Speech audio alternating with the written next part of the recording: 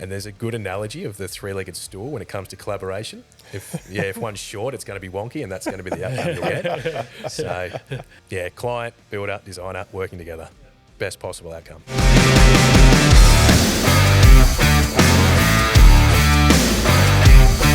G'day guys, welcome back to another episode of Level Up. We're back in the shed this afternoon for an absolute cracker. I've been pumped about this one all day and really excited for the stories that are going to come out through this episode. So I won't hold back, we'll drive straight into it. So we've got David from Ecowise and we've got Anthony from Outlier.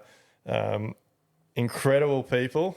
We've all met through social media. I've actually only met Anthony this afternoon. Dave and I have been chatting for a while. It's a funny story, but David actually did a profile on one of his pages, and one of the questions was, who would you like to sit next to on a plane for a 10-hour plane trip? And he said Dwayne Pearce. So that was a few years ago now. Yeah, that was going back about 2 or 3 years ago. So that was sort of a player profile that we did with all my employees and that sort of thing. And we just all did a post up about them. And coming about through obviously, being a builder, I'm pretty passionate about the building industry, and I've sort of been following you like a sponge for about 5 years, and that's the thing. And I'd love to sit down and chew you off for 10 hours. Obviously, get you a couple of hours here to chew you off, mate. And the other one was another American builder that focused on high performance. But the funny thing was, I could only pick one, and I had two of you, so you're gonna have to share the seat, unfortunately. Well, it'll be a good conversation, but. Before we get stuck right into it, so David from Ecowise Homes focused on high performance, healthy homes, but David and Anthony actually met on social media as well. I've checked Anthony out because you're doing really good things in the space as well with regards to high performance homes and healthier homes and stuff as well, aren't you, mate? Yeah, thanks, Dwayne. It's pretty easy when you've got passion. I don't think someone once told me that you can't beat someone who wakes up in the morning and has got passion. And I think everyone in this chat right now has got that, which is, I'm excited to sort of see where this goes. And David and I, when we connected via social media, it was because I was looking for someone that was able to provide a consultation service pre-construction. Yep. And that's where we segue to you, Dwayne. Yeah. That you were the glue in all this as well. So whether you know it or not. Well, David's touched on it a little bit, but so because you did our pack process. So that was going back just before I actually met Anthony, and I did the pack process, and it was like, I need to find designers, to work with. And I think I approached a couple, but I only just got a couple of free coffees out of me, and then I ended up, Anthony reached out to me on social media. It was about a solar orientation or something like that, and we caught up for a coffee, and we really hit it off, and I think now it's a lot more than just a working relationship. We actually become mates. Yeah. And it just I think shows the power of collaboration. That's something what you can achieve as a pair or a group. Yeah. I think just to touch on this for a little while, because the podcast, I definitely don't want it to be a live, like, build sales thing, but it always goes that way because it's so powerful. Like Live Like Build has incredible processes, systems. Our Elevate group's an unbelievable community of builders. But collaboration is key to a successful result for our clients, I believe. But I'd like you to deep dive a little bit into that, because I get so many builders ask me now, like, how do I meet other designers? Like, what do I do? What do I ask? How do I do things? Like, how did you first approach Anthony? I think he was the one actually approaching me, to be honest. But yeah, I might have been the one. I'd just come from an experience where I was called back to a previous firm that I'd worked for over a disgruntled client because they had gone to tender and it had come back well over. And I thought, that sucks. What can I do? Well, how can I approach this so I can avoid this happening again to mitigate it? And I think I saw David posting away, and I'm sort of following along and reached out on a post, and we caught up, and I got to hear more about what you were doing in a pre-construction consultation. We did actually sort of meet beforehand, as far as I did a project for a couple that Anthony designed the project for, as with his previous company he worked for, and that's something I think we met on site once about that. So we knew each other in that. But I sort of go about the whole thing is about I actually have a full meeting schedule, or not schedule, but all my touch points that I wanted to focus on with Anthony and that sort of thing. And I think I sort of brought up the number of homes that the number of designs that don't actually get built. Yeah. You know, if you just have a designer, if you do the old fashioned of, you know, design, bid, build sort of thing. So, yeah, and obviously, you know, you had some situations that sort of, you know, you're interested in that, of course. No? Yeah.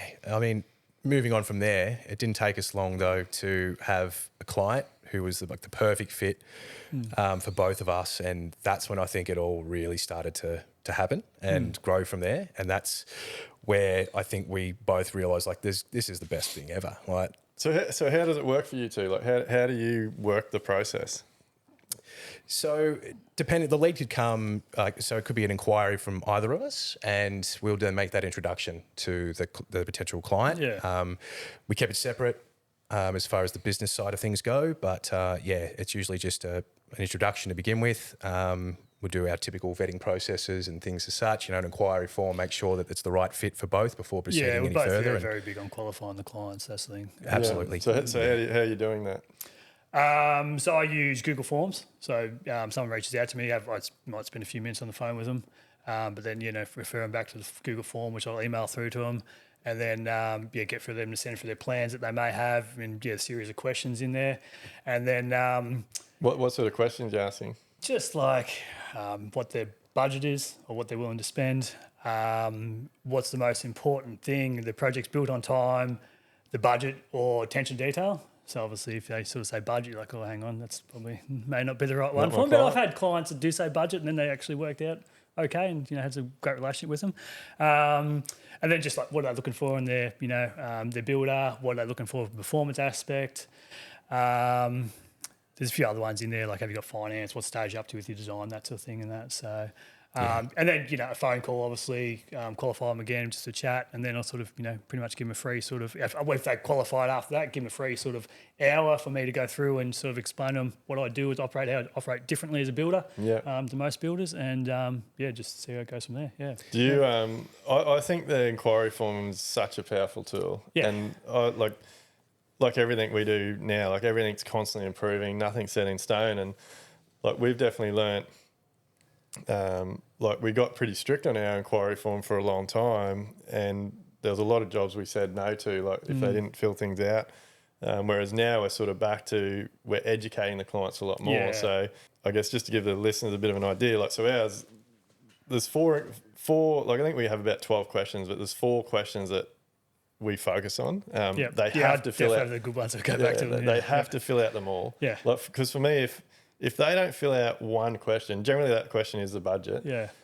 Is like if that's the first point for me to see if they're going to follow me and treat me like a professional. Yeah. And if they don't value my system, how are they going to treat me for the whole job? Yeah. So for me, that's a big tick box. But so my 4 that I really focus on are site location. Yeah. Like we will not do a job anymore that's on a main road, intersection, near a school, in a parking area. Like you can lose tens of thousands of dollars just with that sort of shit.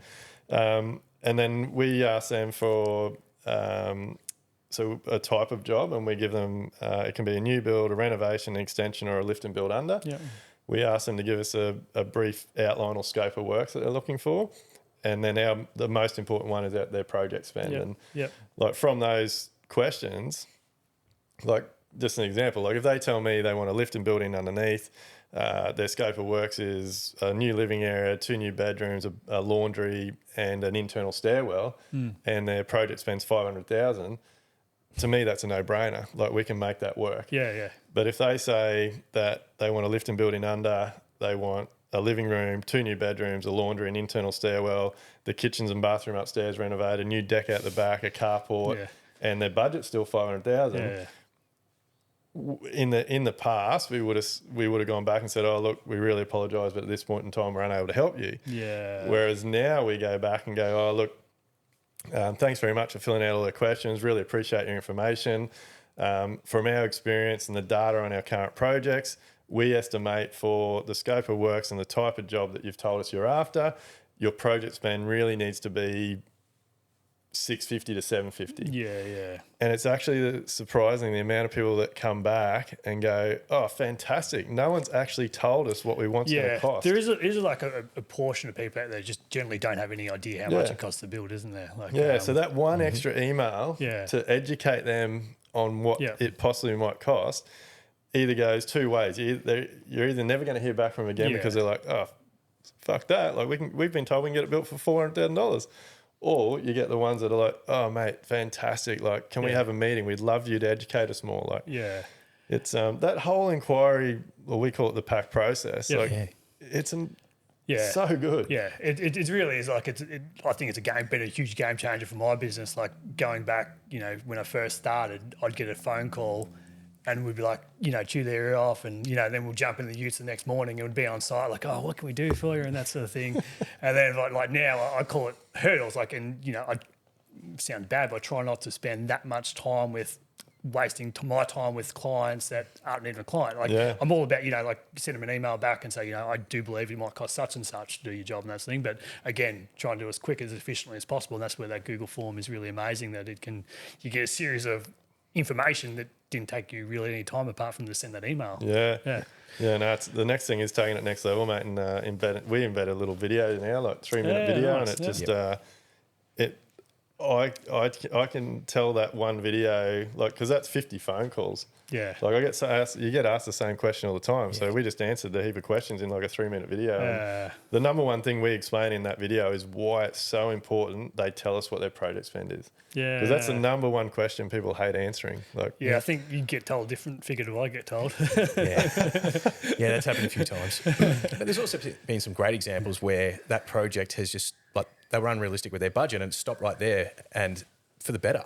Like that was the best outcome for that person at that time, was to put the brakes on and not go forward with it at that unrealistic budget. And look, they may find someone who says, I can do that, but we all know they're going to end up at the same place where they shouldn't be. I think that's where like the builder involved is so important. Like with the first sort of pricing we can do, like there's a lot of assumptions that are made. Like, might be concept stage. We probably don't have any, structural engineering and that sort of thing. So we are making a lot of assumptions as far as, maybe structural steel and all sorts of stuff. But at least, you're sitting down and spending, the 3 or 4 days worth of work in it to get your figure and that sort of thing. And as you said, it can be a red flag and say, no, that's well and truly above our budget, or hang on, let's remove that second balcony area or the fourth bedroom, that sort of thing. So, The only thing I'd say that I do probably further, because we have an inquiry form, it's a Google Doc as well, is we actually have a few statements and we just want to make sure they align with that. And one of them is, how do you see this home? Do you see it as a commodity, or do you see it as a place for you to live with your family? And if it's a commodity for resale, then we're probably not going to be aligned. And, we try and just throw a few of those thought-provoking statements out there and just see how that sort of fits with them. And that's another way that we sort of, another thing we put into that inquiry form as well. But I like that video. That's a great idea. That is... to me, that's how you add value to your business, isn't it? Like, you want to be aligning with people that have the same or very similar beliefs, values, opinions, all those types of things. Because it doesn't only make them treat you as a professional and respect your opinions and the service that you're going to be delivering to them. It just makes a far better relationship. Straight away.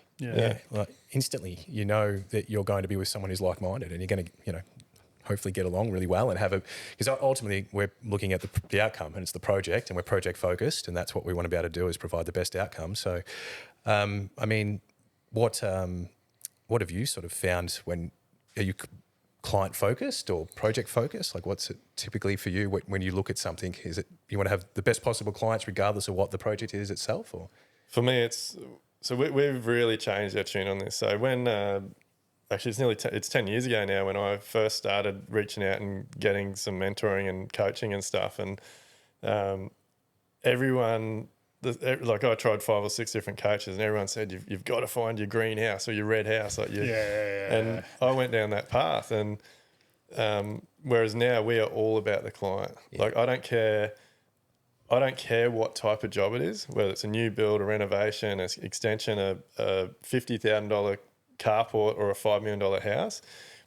If the client doesn't have the same beliefs and values as me, then it's not worth me working for them. Yeah, it's like building a home or large renovation extensions. It's like a mini marriage, isn't it? Yeah. It's like, it's not like a plumber coming around to fit off a hot water unit. You're literally Yeah. spending like potentially 3 to 4 years with that person to, right from the design stage through to building the home, and then, like a follow-up service afterwards, Yeah. that's the thing. So you got to be compatible in that, don't you? Yeah. And I think it's just so powerful. Like we, obviously I put myself out there a lot, and we talk a lot through our socials about our values and the types of work we like doing and why we're using it and why we're using certain products. And like we've definitely found over the last couple of years, like the more we talk about using more sustainable products, so like even only a couple of weeks ago, like we had our demonstration with ProClimber, and we're now we want to start implementing them on all of our jobs.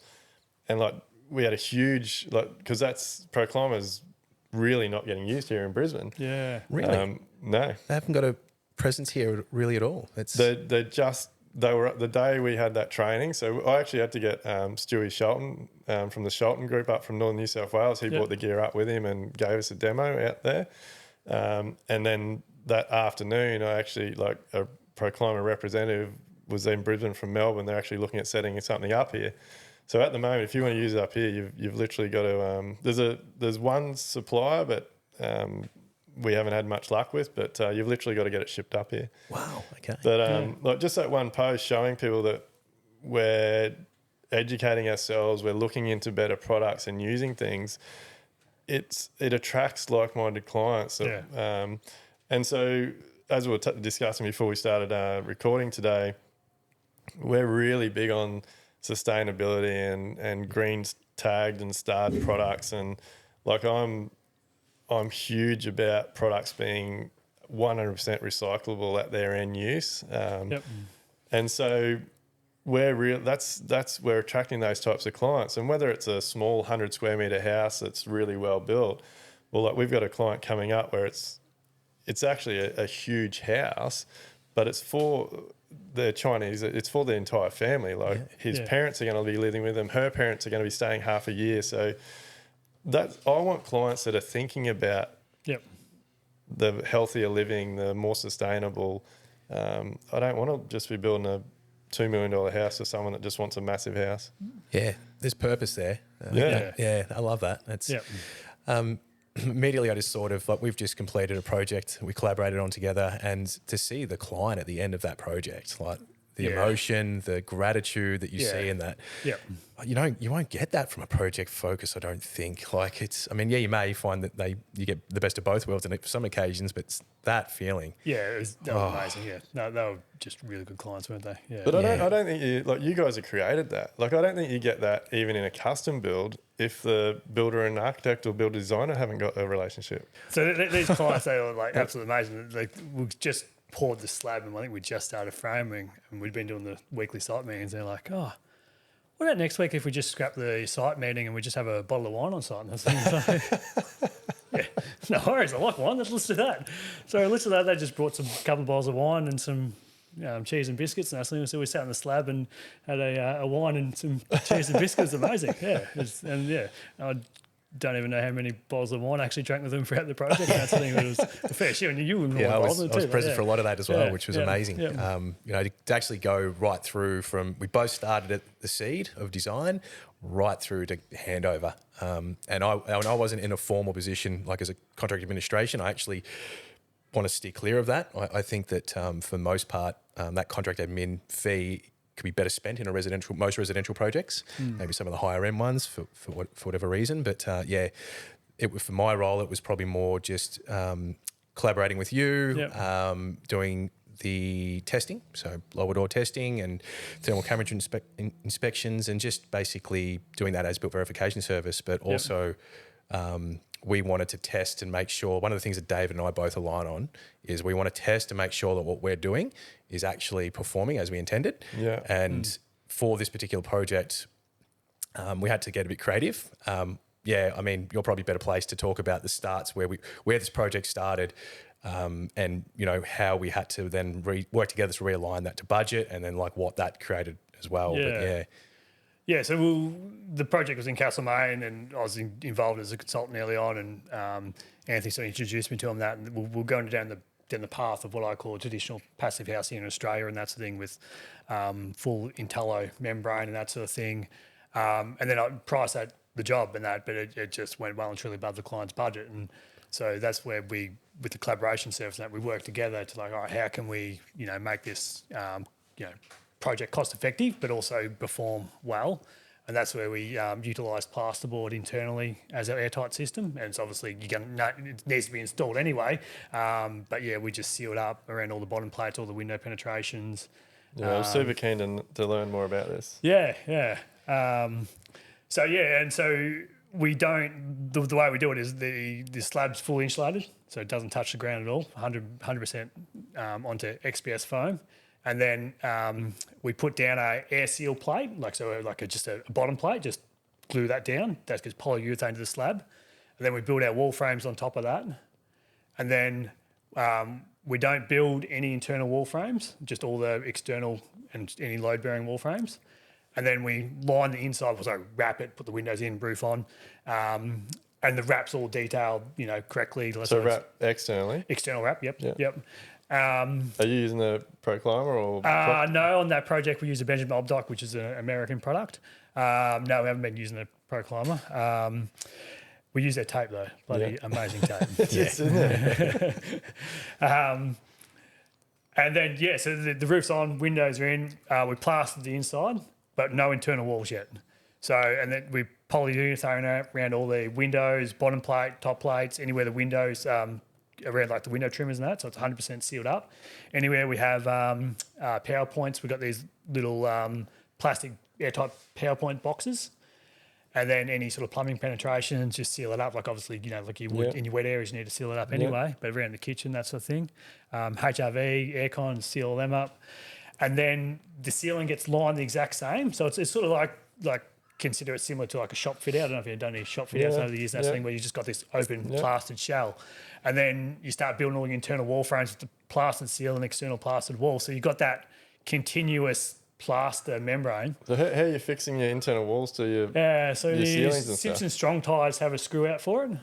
That is a plastic coated screw that you drive up, same as your L bracket. That gets drived up for your top plate and picked up into a noggin or a truss, because you'd use a traditional L bracket.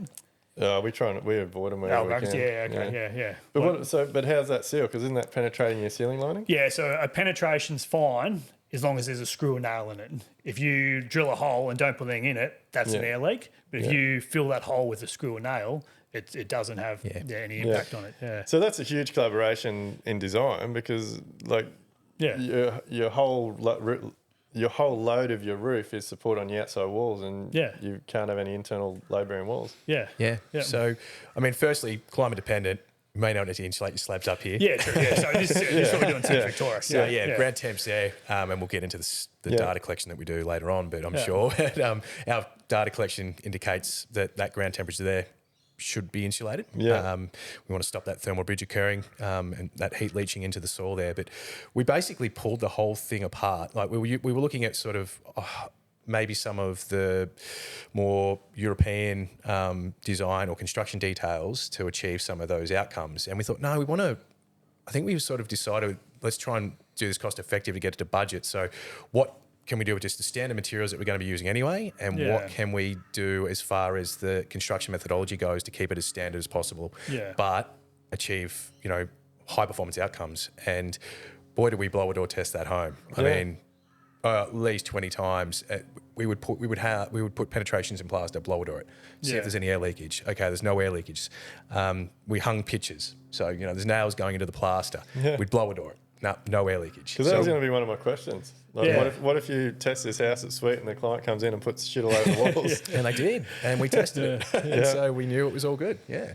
So we've recently only in the last sort of month done our first pricing on a passive home. So Sven and the guys from Maxa Design in Melbourne are amazing. Working on it. It's a home up here in Brisbane, and so I know a lot of the guys down in Melbourne building passive homes, and I was chewing their ear off a lot because I've done my course, but I've never built one. and I couldn't believe the extra. Like it's a large home, but it added about 10 to 12%, I reckon, to the build cost. Yeah. And everyone's telling me, yeah, that's pretty average. I'm like, that's huge. Like, Yeah, we're trying to focus on the products that you already have, like plasterboards. Obviously, you need it in the home. So it's like, oh, how can we utilise that as an airtight system and, get rid of that internal airtight membrane? And with the plasterboard in the ceiling too, you have wires come down for all your, your power points and light switches for all your internal walls and that sort of thing. And they're just simply drill a little hole in the plaster, polyurethane up where the wires come through and that, and it seals up fine. That so. And like with that process, you do need to do two different roughings. So you get your trades to do the two different roughings. So you do like an external wall roughing, but you got all your lines chalked out in the slab and that thing. But the plumbers just bring through like little droppers for their hot and cold water, and then electricians just drop all their wires down, similar shop fit out and that. Well, it's all about good supervision and coordination. Yeah, that's right. Yeah, like, yeah. I mean, it's a work in progress as well. Like we're always going to look to how we can simplify things, mostly just for affordability. Like that's one of our probably our big driving factors towards what we're trying to achieve with. And we've coined it hybrid home because it's this hybrid of different things, and we're trying to provide these outcomes. So and it's sort of in between standard construction and passive houses. Is that sort of hybrid? Easiest way to put it, isn't it? Really. Yeah. So it's a high performance home. It is a high performance home. I mean, we hit the end result 0.6 air changes, so it does meet the air change benchmark for passive house certification. And we have had some preliminary assessments done on that as well. We've compared it against NatHERS, passive PHPP, and we've got our own sensory data system in the home, and it's extensive, really extensive. So it's giving us live data right now that we can always know that it's performing as intended, that we have no moisture and condensation issues occurring in any of the assemblies. Is this the one you're telling me about your sensors? Yeah, so it's a client coming up that we've done the project for later on in the year, and it obviously has been through the design process with Anthony. I can't recall how the conversation come up, but he's an IT whiz, and you said something like, I'd love to do a sensor or something in my home. He's like, oh, I can do that for you. Is that correct? Or? We've got a few phenomenal clients that we're collaborating with. Are we able to talk about that? Absolutely, yeah. And they just keep wanting to be a part of what we're doing. So that first client that this project we've just finished is now wanting to come to our other sites and see what's happening. Has really pushed me to look at other options in prefabrication and building affordability, which I have dived into. And they're super keen to come camping with us too. It's just amazing. That's the power of the pack, like a pack process. Yeah, it is, It's collaborative. Yeah. So you're attracting similar. I talk about this all day, every day. Like you're attracting similar people to yourself, and they are going to be the ultimate client. Yeah, they are the ultimate client. The one we have currently under construction is like putting more social media content up than we are combined. I just could not be more in love with this. And again, we're still resolving things now during construction that otherwise would there's no way that outcome would be the caliber it is. And that particular project, I mean, talk about collaboration, might include, we work with really closely with a particular structural engineer as well.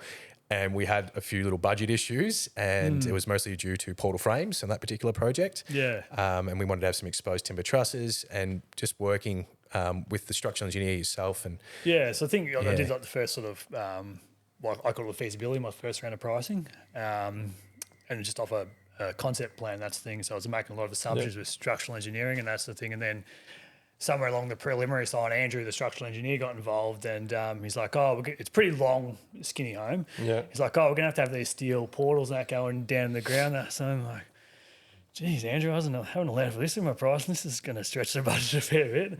But it was they had above where those steel portals were exposed hardwood trusses. So it was between the three of us. I can't remember exactly what the idea, but the conversation brought it, instead of having exposed trusses, let's build these structural timber portals that aesthetically look even better, I personally think. Agreed. And add structural purpose to the home, that's the thing. So, Well, and again, it's the power of collaboration, isn't it? Yeah. If you were doing the design and then handing it over to you and you just did the building, That's like right. none of that conversation happens. 100%, Yeah. And so just with the fee of the pack process, I'd just return that tenfold to that client. Like it's 20-fold even. oh yeah, and then the project that hasn't broken ground yet is Back to sensors, our client who is in software development or programmer. Well, not sure the official title, job description there, but and essentially we sort of bounced off the idea of like, you're in that sort of side of things. Would this be possible? He's like, yeah, no problems at all. So I just acquired all the hardware and he did the back end and is also now developing the user interface of it all for our clients. So because most importantly, it's great for us to see how what we're doing, what the outcomes are, and that it's everything's good, but also for the clients to be able to utilise that as well. So where have you got the sensors? Okay, so we've got a temp humidity sensor on the backside of plaster and on the backside of the external wrap or sarking on the north, south, and the east walls. So we can see any dew point or condensation point that might occur in there as well. And we have an indoor air quality sensor.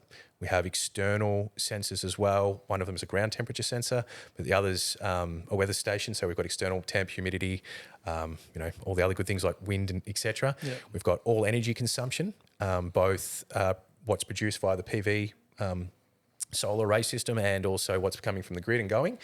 What else have we got in there? Have you got anything in the roof? In the roof, yeah. Ah, yes, yeah. So with the hybrid home, and again, just from cost to when we priced it as a passive house to bring it to this hybrid home, is the ventilated roof cavity, and that's the thing. Like a fair portion of that roof is at 10 degrees. Yeah. So we were required to put OSB backing on the wrap and that. And it just wasn't adding, the figures weren't adding up. So we're like, all right, how about we go down the path of, using anti-con, which I know that's a lot of people frown upon that within the high performing industry. Well, I'm keen to talk about this because people are saying anti-con is terrible. Like it shouldn't be used. It creates mold. It's condensation. Like it's a terrible product. Yeah, there must be cases of that happening, but like from what we're seeing, it hasn't. So we got a sensor directly underneath the roof sheet, so on top of the insulation, and then another sensor underneath the insulation in the anti-con. So pretty much touching the foil and then the insulation. But maybe you chat about like the ventilated roof space versus ventilated cavity. Yeah, it's not like we're just putting anti-con on and not giving a ventilation strategy the thought it deserves. Yeah. We have looked at that external ventilation strategy from the walls where we've got ventilated cavities, brick veneer, obviously we've got the cavity, but then we've got lightweight cladding, so we've got a continuous ventilated cavity there. But what we've then, as opposed to having a ventilated cavity over the roof sarking or wrap, we've actually decided to go just above the insulation layer with our wrap, terminate, and then allow the ventilation to occur in the roof space above that insulation layer. Yeah. And that's combined with a ventilated roof capping or ridge capping. Yeah. So our intention was to essentially have ventilation occurring all the way over the external face of the wall wrap and then bringing that roof space to a consistent temperature to what is occurring externally to then reduce, again, moisture occurring in that space. So far, we have not seen any evidence from our sensors and data collection that indicate there is any moisture or condensation occurring in that space. That's what I'll believe when what's coming in there. There are plenty of analysis that have been done that say otherwise, but but I think there's a few things happening here. There's we're trying to make that roof space as cold as possible, as much as possible outside air temperature to minimise condensation. If obviously you get that huge contrast, that's where you get a more higher chance of condensation. But with this, our home's airtight, so we don't have that 25-degree air temperature coming up from within the internal wall frames through like say a traditional home might have the old swampy on the roof and it's not sealed up in winter and that's just blowing air straight up into the ceiling. So, in a traditional home, say there's very vague figures, but in a traditional home in the middle of winter, the roof cavity might be at say 10 degrees or 15 degrees because it's got that much air drafting out of it, and then outside's in the minus, so you've got that huge contrast. It's a lot higher chance of condensation. Yeah. But what we do is obviously try and keep it as close as possible as outside temperature, and that with that ventilation strategy and that sort of thing. So I think it's a tricky one because I feel like a lot of issues that come up are caused because they're not actually installed correctly in the first place. Can be true. Yeah. Like we've done heaps of renos now where we've pulled or exposed anti-con, and it's been perfect. Yeah. Like no mold, no condensation, no. 9 times out of 10, where we find mold and signs of condensation and water damage and things is poor roof installations and broken tiles. Wet area leaks. Yeah, wet area leaks. That's one thing. Well, probably the most common one is that anti-con hasn't been finished correctly, and it's hanging into a gutter or something, and it's soaking moisture in. I guess I'll always just revert back to, it's okay for it to get wet at times, but as long as it can dry, as long as that drying capacity is there, and which we've given that a lot of thought. We've tested it on site with smoke machines. We've looked at how solar gain impacts that heat stack effect and how solar gain impacts that ventilation and its efficiencies. We've really that stack dived in there effect is I've only recently learnt about that stack effect. Like it's a no-brainer to me. Like if you can't, every house should be pulling that ventilation from top to or from bottom to top. Yeah, but in winter when it's cold, it has a reverse effect because you've got the cold air, so it tries to go down. So Anthony was like a mad scientist there one day with the smoke machine, just like trying to blow smoke into the brick cavity and that sort of thing. And it was the middle of winter and it wasn't going up because it's not going to go up because it's cold air. So cold air wants to go down. So we're always focused on the south side first because that's got the least drying capacity. So that's where we're at. I'm like, what's going on here? And then it starts to dawn on you, and you're like, it's working, but it's doing it the opposite. Let's try this. Let's test this even further, and that's what we came to realise in that occasion anyway. That's unreal. I want to go back. You just touched on before, Anthony, that you don't tend to get involved with the contract administration, that through the job, and I think it was a great point that you made that money's better off being spent somewhere else in the project. And I've really changed on this. Like I used to really get frustrated when we did architectural jobs and they would because it still does create so much more administration for me as a builder. But we've had a few situations recently where architects that we've worked for in the past that have done that have said to us, you can just run the job through your normal master builder's contract. And it's just trust you. It's trust. That's great. So it's getting, and so it's really changed my mindset. And I feel like the only reason, there's a few reasons why architects or designers push for that. And I think the biggest one is because so many clients are still in that tendering scenario and they're grabbing the cheapest proposal. The architect has to manage it because they want to make sure they're actually getting what they put on paper. Because we all know, as soon as you take a cheaper quote, every item's been substituted for a cheaper version or a cheaper way of doing it. And the other thing is that there's just no trust because there's been no collaboration. There's no trust between the architect and the builder. So collaboration can help minimise all that as well, which is only a benefit to the client because it's obviously reducing fees, but it's, I don't know, maybe the architects are losing out on some fees, but I'm sure those fees can go into better areas. Do you find that by doing that, it's reduced the variations during those builds, even when there isn't an architect is contract administering it? Oh, mate, variations on our jobs, it's quite funny. So we've, I don't know, I like testing myself these days. So we've recently done a couple of jobs for friends of friends, and we've known for a very, very long time, and they didn't do our pack process, and we've sort of broken our own rules and we've gone backwards. And I shouldn't say we've broken our rules. I knew going into it that it wasn't what we do now. And for me, it's like a bit of a test to see how far we've come. And one of those jobs in particular is only a couple of weeks away from handover. And mate, it's been a good, smooth job, but it's been a nightmare compared to how our jobs normally run now.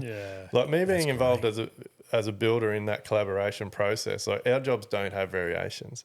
And yet, these jobs now, because the client's like, oh no, that's fine. We've known you for years. We'll just, and one in particular is like another family member's a draftsman. So like, and we refuse to do jobs for draftsmen now. Like, it's got to be a building designer, an architect. Yeah. And like, no, he'll just draft up the drawings, and it's only a simple, like it's a commercial job, but it doesn't matter how simple they are. Like the extra, just seeing how far our businesses come, and seeing like using this as a bit of an experiment, and just seeing how many extra hours I have to put in, my supervisor has to put in, my wife in the office, because all the things we do now before we go to contract weren't done. It blows my mind. Yeah. And that job's ended up with a dozen variations. Yep. Well, that's good to know. I honestly wasn't aware that that would even be an option, that you could look at a master builder's contract in that in that contract administrator role, or the architect is the contract administering it. So that's good to know. So master builders, well, I'm not sure about other states, but here in Queensland, like they have a option for you to nominate a designer or architect or someone as a contract administrator. Yep. But I don't think it's a bad thing. Like now, running our business the way we run it and having all our systems and processes. But for me, the change to my business from being involved, so we've pretty much changed our entire business model. So like our business is set up now, like I have an incredible site team. My supervisor is unbelievable. My wife and my accounts manager run the office. Yep. So my time is pretty much like I go to all design meetings with all of our jobs. I do all the quoting and estimating. I do all the site investigations. So just me being involved in those conversations, like learning more about why you guys do things the way you do, orientation, placement of windows, like all these things that I reckon is making me. It is those small things that make a big difference. Like you know, like the meetings I attend that with you guys now, it's like your ears just prick. It's like, oh, hang on, like okay, when we quote that, we better not do that because that's what the client wants. And then like throughout the build or something to cover up on the board, say to you, what about this? Like, no, that's what the client wants. We can't do that. No, like that's So you do get a understanding for it, don't you? Yeah. Well, I think that's the thing you just touched on has been the biggest thing. Like hearing, like there's a lot of meetings I go to where I'm just there to sit and listen. Yeah. And just like you say, like hearing those conversations and thinking. So I will quite often make notes now because there's a lot of things that get discussed that don't make it to drawings. Oh, yes. Yeah, you're right. Just lots of, most, like they're not major things, but they're little things that in the past, like I think about them all the time now and I just laugh. Like back in the day, you'd be through the job and the client would be, I want such and such there. And I'm like, well, it's not on where? Like, it's not on my drawings. And like, that's going to be a variation. No, it's all been discussed. And I'm like, well, it's not on my drawings. That's right. It was actually funny this week. Because the client that we got the build at the moment is throughout the design stage, he pricked my ears about he wanted to have future-proof the home for like grab rails, nogs for grab rail, like plywood in there and that sort of thing. So this week I had a meeting with him. I was like, oh, do you still want us, like, where do you want these nogs now for the grab rails? He goes, oh yeah, I forgot about that. Like, so it's like, but like I'm prompting him about it. And, obviously if I wasn't involved, that wouldn't have happened. Probably would have forgotten. Then he finishes his build, like, maybe 30 years time, he goes to put a nog in, a grab rail, and he doesn't have a nog there sort of thing. So, yeah. Oh, I think it's so valuable. Like, so we're really lucky, like the few designers and architects that we're doing a lot of work with, like they're very big on minuting all the meetings. So like every meeting gets minuted. They send it through to us. We add anything that we feel should be added. A lot of times that's more around costings and things. They get signed off before they go to the next stage of design. I know you guys are big on sending follow-up emails. That's the thing with dot points. That's like follow-up tasks for everyone. That's the thing. So and then those little points that we're talking about that sometimes get missed. Like there might be things that we pull out of the minute meetings that we put into our proposal. So we'll set our proposal up that we're nowhere near starting to cost yet. Yeah. But we get a lot of that now too. Like people want to age in place. So my wife might be able to pull a note out of a meeting minutes and just sit it in our proposal so that when we're doing the proposal, it doesn't get missed. Yeah, it's great. It's a no-brainer. Yeah. No, it's definitely changed my business, the whole collaboration process and that's the thing. It's been amazing. Likewise. So how do you guys work it? So you're completely separate businesses. Yep. Because I think this is what a lot of people struggle with. have you found you've had to sort of figure out how each other's business works to make the process better? I think initially, yes. Like there was certainly for me to better understand how a pre-construction consultation service might work. Pack service might work. But once we sort of had a grasp of that, it was pretty smooth sailing from my perspective. I think we both know each other's boundaries. Like, I know your design. I hope I don't, I may. It's definitely your toes at meetings about design. And, I think you respect builders that, we focus on pricing and buildability, and that's the thing. Like, obviously, we do have a little bit here and there, like you're chippy but back trade and that thing, so you have a good understanding of how to build. But I think we don't overstep each other's boundaries and that. And, know the lines, Yeah, I think builders can get a pretty bad rap sometimes, and I've been there and I've experienced it, so I know what it's like. Yeah. There's a lot to consider. It's a mammoth task to build a home. I don't know if people realise just how much thought and the amount of thoughts, processes that go into it. If collaboration makes that a little bit easier and provides the best possible outcome, that's. So how do you work with timeframes and things? Because I know that's been something we've really had to work on with being involved so much, because if you guys have a bit of a drawing schedule, but at a certain point you've got to go out to Dave to get some pricing, and you don't want him to take 2 months because then you won't move on to the next stage. I do take 2 months. No, it works exactly like you would if you were just scheduling in trades to be on site. So for us, we'll say, how long do you expect this is going to take? And then we can schedule it in to begin from there. It's, there's nothing worse than when you've been told that, plumber will be there on Monday and that is no-show. And it's the same for us. Like, if that pricing's not back that week that it was meant to be, then it's a no-show for us, and we're left sort of going, well, now what do we fill that space with work? Yeah. So I think that's where communication is paramount, and I think we do that really well. So we'll say when we issue out a drawing set for feasibility costings very early on to sort of say, hey, is this design feasible to budget? We'll say, what's the expected turnaround on this at the moment? And if anything changes, it's just updated, and we've got as much headwind as possible to make those calls. Yeah. And so do you share lots of this is something that, I bang on about a lot, but it blows my mind that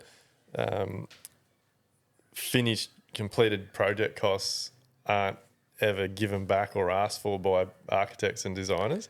And for me, it's a no-brainer. Like, we really share a lot of info with the guys we work with now, and every time we finish a project, we basically just divide the cost by the square meters, and we come up with a meterage rate, and then we call them project sheets. And then with the designers, you get your clients fill out design brief, and you compare it to 3 previous projects. Well, this project was 3,200, that one was 3,800, this one was $5,000. Which one do you want? Your budget's this. You can have this. It's. No, we're very big on just chatting to each other. Like, it's nothing official, but it's like, oh, hey mate, just that job ended up costing such X amount and that sort of thing. Yeah. And even at the start of the design, we do have a bit of a sort of, for these hybrid homes, a bit of a sort of square metre sort of figure, but obviously every job's different, as you know, with custom building. But we do have figures we're chatting about oh, what do you reckon this one, such and such? And so we do have actually lots of conversations, I don't know about you, but with just the designer and the builder, with the client's best interest in heart, but it's just a conversation. Even the structural engineering, that's the thing. We had a meeting one day. It was just the 3 of us just having a discussion about the job and the best way to do it, and it sort of wasn't required for the client to be involved in it. I'm honest with the clients about that, though. I'll say that we'll have meetings that are just to sort of work out that, or value manage, or find consider constructability on some design aesthetics or something that we've got in mind. But they're aware of it. They know it's happening. They know it's in their best interest. Again, as long as communication's, communication's key. Isn't it? It is. Yeah. I think for all homeowners to, homeowners that aren't creating a team to deliver their project, it's going to end in disaster.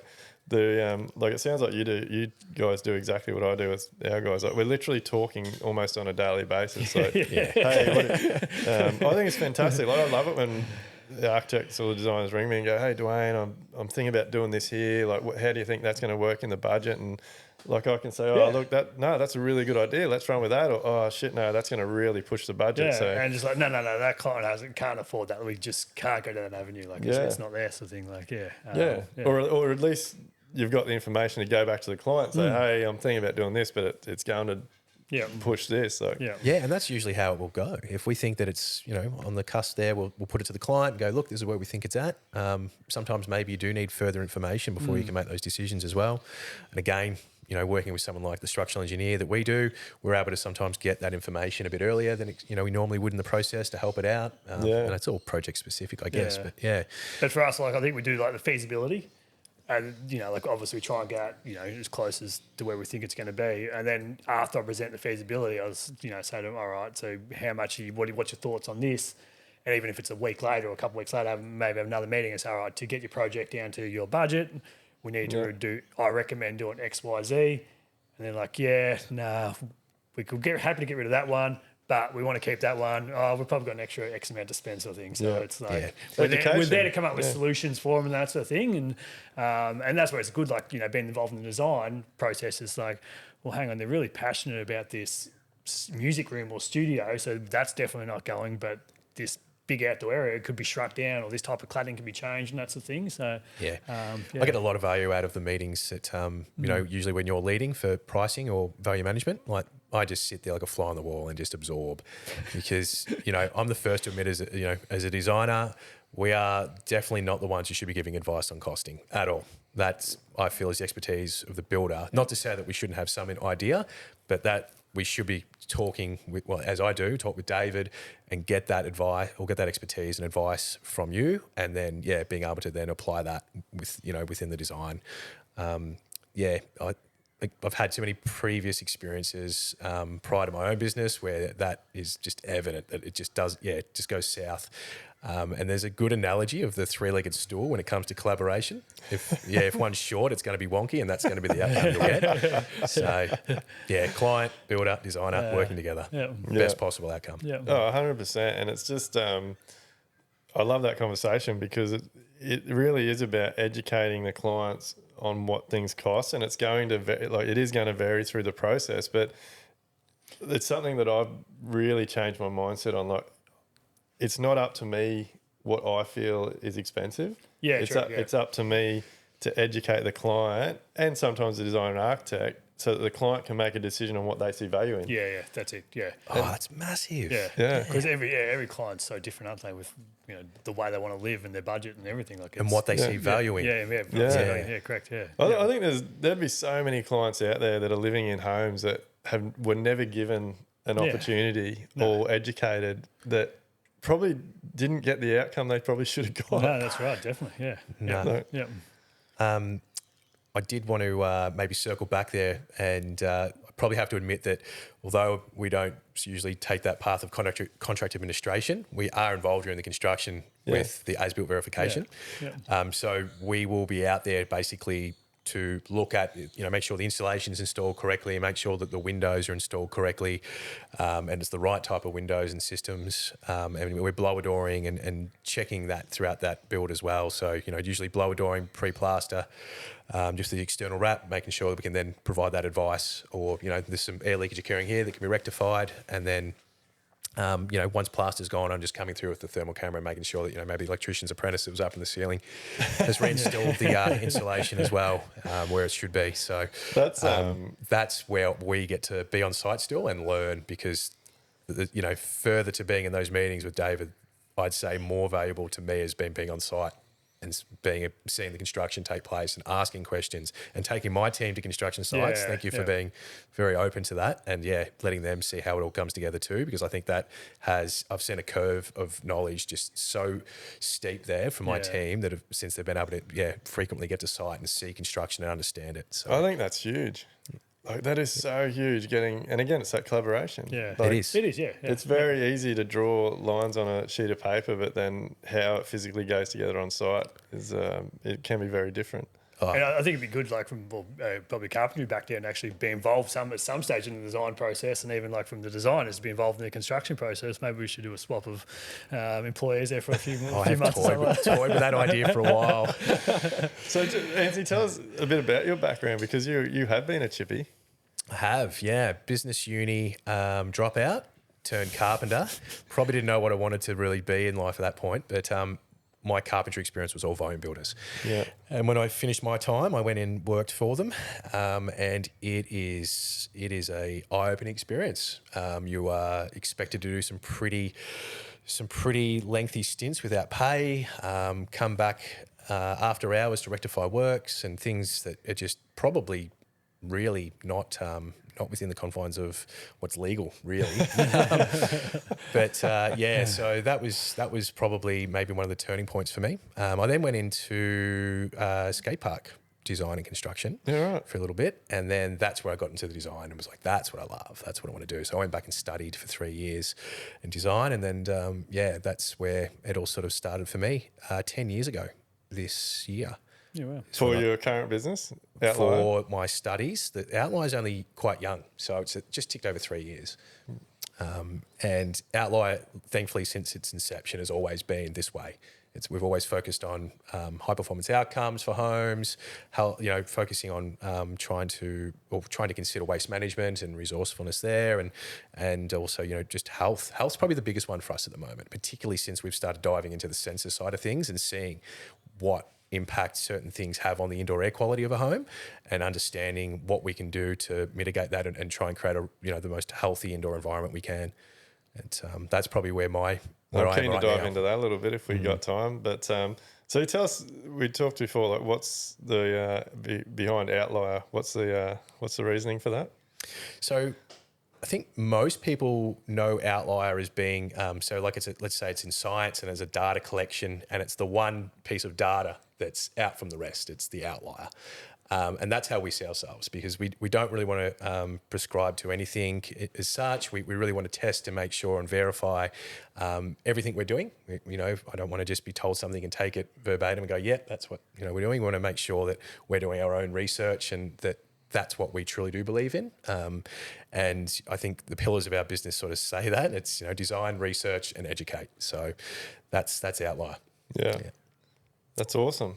And I love that you're so passionate. Like that's what I was so pumped about today. Like you two are just so passionate with what you're doing, and like what drives your passion? Like, I don't know. I've always, I guess, like as a apprentice or a chippy, always wanted to be the best builder or carpenter, and then I suppose once you learn something, you can't unlearn it, and then you want to try and build the best homes for people within their budget. So it's all about you're trying to just build better homes, I think. And I suppose I as a family that we do try and take on a pretty holistic sort of mindset and that sort of thing. And so I suppose that sort of helps the drive for building better homes and that sort of thing too. Yeah, I think there's definitely, that's ingrained into both of us, I think. There's always just a desire to do better, and you've just got to funnel that. And so I think we've decided to funnel it in the way we have, given that we have a strong interest in design and construction as well. And then that sort of has just evolved as you learn through personal development and education about things such as high performance homes or passive house, that you see the benefits of these things, and then you start to research and educate and go, right. And then, like I said, we choose to take that approach to really dive in and look at things and assess it before making decisions of our own or putting it out there. And I think that's, probably where I'm at anyway, personally. I think it's really important because I don't know, might break the internet, but I think Australia's got a ridiculously low standard for housing. Yeah, definitely. Yep. Yeah. So I, as part of that, as built verification, we have gone into quite a few volume built homes now. And boy, oh boy, they are not even close to what they have been assessed at on paper, let alone, I'm not there to actually assess, workmanship. that's something entirely different. That's another conversation. That's another conversation. But even just from what the actual windows have been stated they are in the assessment versus what's in there. There's one project from mine. I remember walking in and seeing 3 different insulation bats in the ceiling. Let alone that half of it was probably not installed adequately or even installed at all. We've also seen that really nice photo that has all the insulation in the ceiling still in its bags. So I can personally say from first-hand experience that I agree with that comment. It's woeful. Like it's like people really don't know what they're getting. Yeah, there's trouble there when people do sign up for that. They don't know what they're getting, do they? It's just that lack of education that they're putting their trust in companies that are just spending millions of dollars on marketing. Yeah. I mean, the biggest thing as we come out of our winter down south is mold. That has become, a mass problem. I'm sure people can dive onto YouTube and have a look at some of the site inspection videos that are occurring from private building inspectors down in Victoria at the moment. But the mould in these homes is just phenomenal. We see really high relative humidity compared to even here during our winters, and that combined with human occupants within these homes and the colder conditions, it's just ripe. No ventilation strategy, which again every home needs to have that external ventilation strategy we've touched on, but we probably haven't touched on the internal one. And I think every home should have an internal ventilation strategy as well. The old Bunnings exhaust fan that says it does however many hundreds of litres a second extraction that doesn't actually perform to that spec is not going to cut the mustard. Not in the home that we're doing today. We need to be looking at probably smart humidity fans in most homes, I'd imagine, in en-suites and bathrooms. We're a big fan of continuous mechanical ventilation, whether that's centralised or decentralised if you're budget conscious. Even decentralised systems can be quite affordable for most homes and really manage that indoor relative humidity. They're really good for retrofits too, the decentralised. Obviously, they're centralised usually require ducting and that, but For listeners that don't know what that is, can you just touch on that? Only briefly. Yeah, sure. He'll talk about it all day. You brought the right person on here. I would love to listen to this all day. Like, I think this sort of stuff is so important to get out into our industry. Like, I think there's too many builders out there just turning a blind eye, and they've never been taught it, so they just keep building the broken way that they know, and they're not taking any responsibility for it. Yeah, and I'll even just give them the benefit of the doubt and say they actually don't know. They think that system that they're installing is fine. They don't actually know. It's not going to do what it needs to do. So continuous mechanical ventilation is our typical indoor ventilation strategy. So the reason I like it, because it removes occupant behaviour from the equation. So we don't want to rely, I don't want to always rely on people to open windows to ventilate.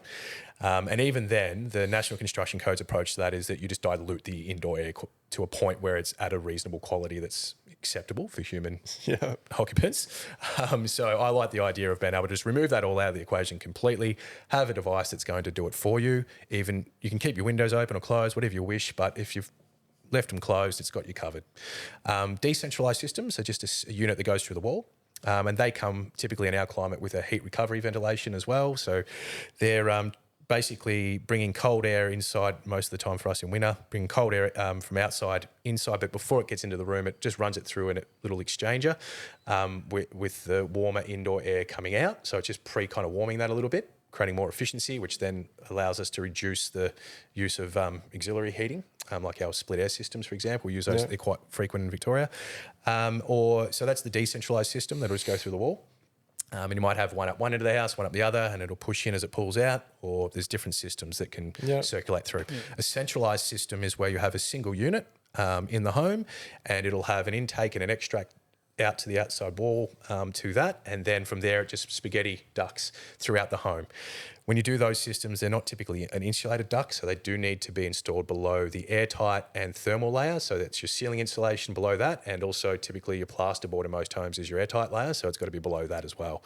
That's where you're going to have to run a bulkhead or a drop ceiling typically to conceal all of those. And they'll run a fresh air supply to all the habitable rooms, and it'll run an extract from your bathroom, ensuite, laundry, kitchen. And that's getting rid of all that humidity and discharging it through the HRV system. And the same thing, principles, the colder air, for example, is coming from outside in, going through the exchanger with the warm air going out and bringing that to a high temperature and then bring it through into the house. They have filters in them as well. So if you're pollen affected, dust, those sort of things, or smoke particulars, you can, to some extent, filter most of that out. And, if people who are near major highways, arterial highways, have got a lot of diesel fumes or something like that, or you're in a bushland where there's a lot of burning off occurring, you might also benefit from a HEPA filter, which will help remove a lot of that from coming into the home as well. So do you think houses, like even non-passive houses, should have this stuff in it? Yeah, maybe not to that extent. Like they're a pretty, I like to think they're a premium product, the centralized systems. You do need to have one of those in a certified passive house, but I think the decentralized systems, like we've seen them, a humidity fan for a few $100s. Yeah. Decentralized HRV systems for under 2,000. Yeah. Yeah. So that's... And it's just keeping that circulation going. Yeah, that's right. Yeah, we're just trying to control that humidity and just remove occupant behaviour from the equation, because if that relative humidity indoors is increasing, we've got surface temperature differentiations, and we're looking at mold growth, and I think there's a lot to be said for what's occurring with people's health at the moment in the homes with mold growth. So that's just one approach to trying to mitigate that a bit and reduce that. Yeah. Oh, mate, after having Zara Dakota on a few weeks ago and hearing some of the stories, like they're now like saying a lot of health issues are being caused by the homes we live in, whether it's bloody transmission from electrical waves and things, or like shit in your carpet, or like even just the gases that are getting emitted from the products we're using. Like I think a lot of homes get caught in this grey area of, originally homes were built to be quite drafty, and then as performance improved, we're getting caught in this gap that you're not getting enough ventilation. That's where you get that condensation issue, and then that's where you will have to ventilate your home through mechanical ventilation, that sort of thing. And I think you can have standalone systems that are, the HEPA charcoal filtered systems, but again, I think that still relies on human interaction, occupant interaction to turn on and off. Whereas with these other systems, they're on all the time. Low draw, very energy efficient. I think we equated it to the centralized system, like to 2 or 3 LED downlights of power consumption or something like that. Yeah, right. And they've got boost functions. So when you go for a shower, you hit a switch and it'll flick it onto a higher volume of extraction to try and get that out, that extra humidity out as quickly as possible. And stabilise. So that's a whole probably other topic of the discussion as well. Sorry, But no, mate, I think it's like you've got a pretty lot of experience from your background, and like having that carpentry knowledge, I would imagine helps you a lot in your design. I've always wondered if how, to what extent. I've never been able to put any sort of percentage or number on it, but it'd have to. It would.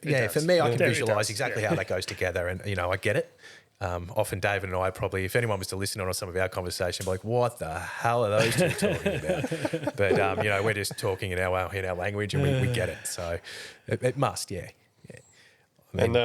Dave, you've had tell us a little bit about your business, because you haven't always been running a good show. No. So, it's been a bit of a struggle since venturing on my own. So, originally I was in a bit of a partnership with another guy, and I wouldn't really call that like a business. We're just a couple of young lads run a carpentry crew, and then, got my building registration and that, but there was no real systems and processes involved with it. We were just, 2 lads doing our thing.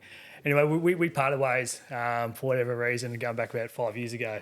And at that time, I just had my first son.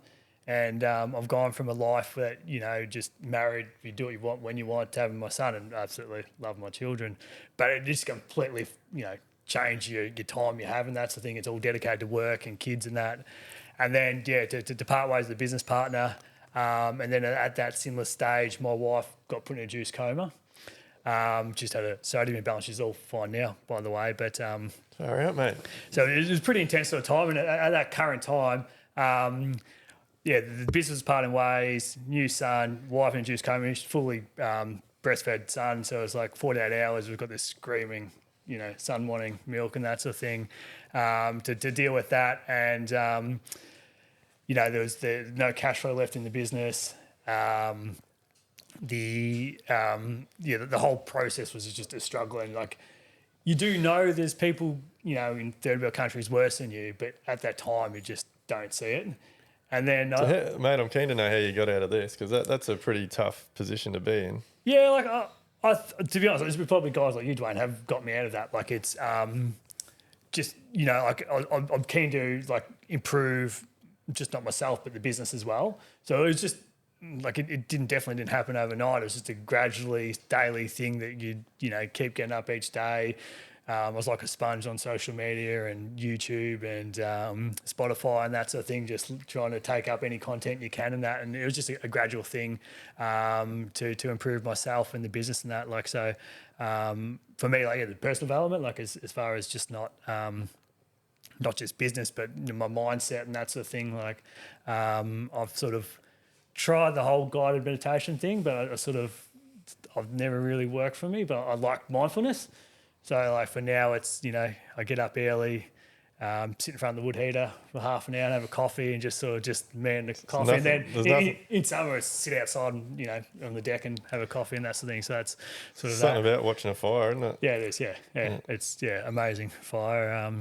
And I think all exercise has always been there for me. I really enjoy exercise, and it's not just about the body. I think that's about the mind, like the endorphins that releases in your body and that sort of thing. Has been good, and then just other sort of development sort of stuff and that sort of thing personally, and that's been really good for me. And that so how did Ecowise start, mate? So you've obviously, like, that name just resonates with what you're doing. So you've obviously have a passion for what. Yeah. So going back a few years, not long after I started the carpentry business with the other guy, I did a HRA Green Smart course, and that was a 2-day introduction into sustainability and better performance, high performance homes. And I sort of walked away from that like, how come everyone just isn't focusing on the simple thing of orientation and, having correct shading, that sort of thing. Like it doesn't cost any extra to build a house if you twist it 30 degrees to get the correct orientation. Like So to me, it was like a no-brainer. And as I sort of said earlier, like I probably have a bit of a passion for like a sort of holistic sort of mindset and that sort of thing with basic permaculture and hobby farming and that sort of thing. So, and then it's sort of it's been a gradual development, sort of, done other courses, done the tradies passive house course and that sort of thing, and just numerous scrolling through YouTube, following the build show in America, Matt Reisinger and Jack Brereton and that sort of thing, just getting inspiration off them and that. So, that's it. And it's just been a slow process. It's, I think it's been about 5 years since I've started Ecowise Homes, and I think for me, like it may look at times on the outside that things are working 100% glossy, and I always had this aspirations for the business to be just like 100% no issues, everything working perfectly. But I don't think, correct me wrong, you might have 100% perfect business, but there's still stuff that does go wrong.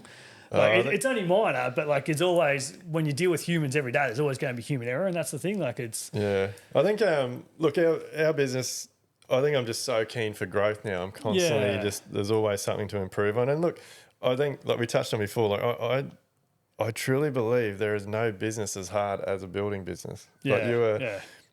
For a start, I believe we're two, like you're the site business and then you're the off-site business.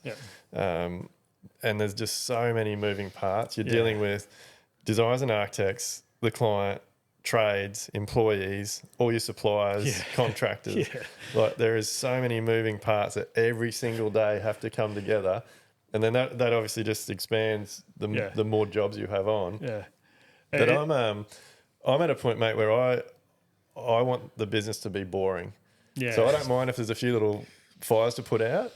But if it's boring, it actually means it's working really well. And I actually think I got caught up with it for a while. And I think as humans we do, like, you want some drama. A lot of people feed off the drama. And like I know I've got probably in the last 12 to 18 months, like I can catch myself thinking like, what's going on? Like why hasn't this happened? Why hasn't that happened? Because it's all sorted out. But that hasn't happened overnight. That's But that's my goal now. If the business can be boring, it means it's running well. Yeah, like it is. Yeah, I think things do run fairly smoothly on my job sites. It's just like there's just minor things, and for whatever reason, it's probably my OCD coming out that I do just want things to run 100% perfect. But it's as long as it's 99 or 95, that's fine, I guess, isn't it? So, Yeah. I'd probably realise that we've like talking about collaboration again here, but not just with the design and construction, but business development too. But that's another thing that we've been able to share. Although, they might be slightly different business models, we still talk and compare notes with our project management software programs that we use and how to best implement those. We use similar ones, so we've got some, some things to sort of correlate there. Forecasting, you name it, like all of those things that you should be doing in business, like we're able to communicate with each other there on that business side of things. Mental health has been a big one that we've both implemented heavily in our businesses. How do you deal with that? Well, the first thing I did was introduce an EAP or an employment assistance program. For a very small fee, you can have third-party service providers be there at the fingertips of your employees or team members or even contractors and their extended family to get help when they need it. They might be going through a rough patch in life, so they can reach out to a service provider who specialises in mental health and wellbeing and guide them through here or refer them in the right places that they need to go to get help. So that's probably the biggest thing we did. We've had presentations from certain people as well on mental health and indicators like how do you know when you've hit that stress level or burnout and how to tell and just giving the tools then to be able to work with that to our team and those presentations. That's been pretty pretty cool to do actually. You invited me to that day. It was amazing. We went to the office and the guy spoke, Michael. I'm loving sitting here listening to you guys because it reminds me, like the architects, designers we work with, we have the same relationship, and I'm constantly telling other builders like you've got to build a relationship. Like don't just get on Instagram and look for the designers and architects doing all the glossy photo jobs. Like it's got to be personal. Like I feel like you two are like that's where you guys are at. Like. And that's why you're having so much success. I think so. Like it all went relatively smoothly. I think the design process and through into construction, that's the thing, and it is because the conversations we have is phenomenal about a project. And there's that feeling that you've got support.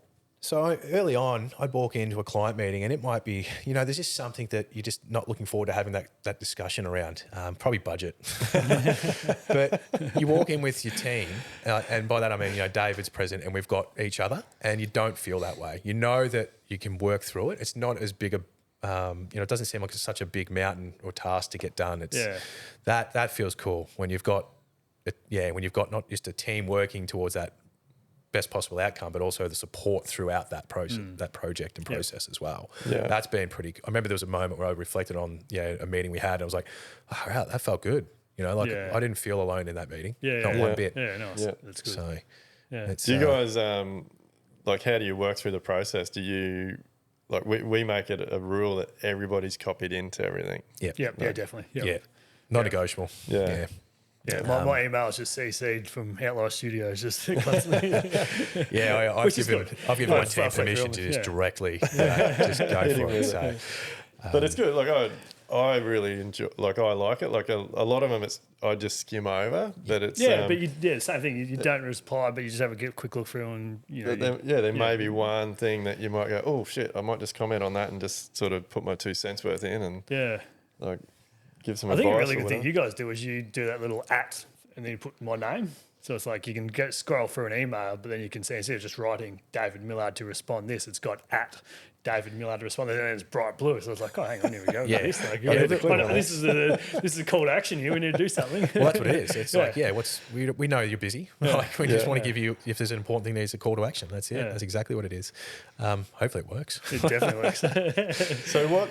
I think all three of us are very much on the same page. Like I'm really focused on educating myself, doing a lot more homework, and delivering my clients healthier homes. Like, do you guys think that's a sort of way of the future?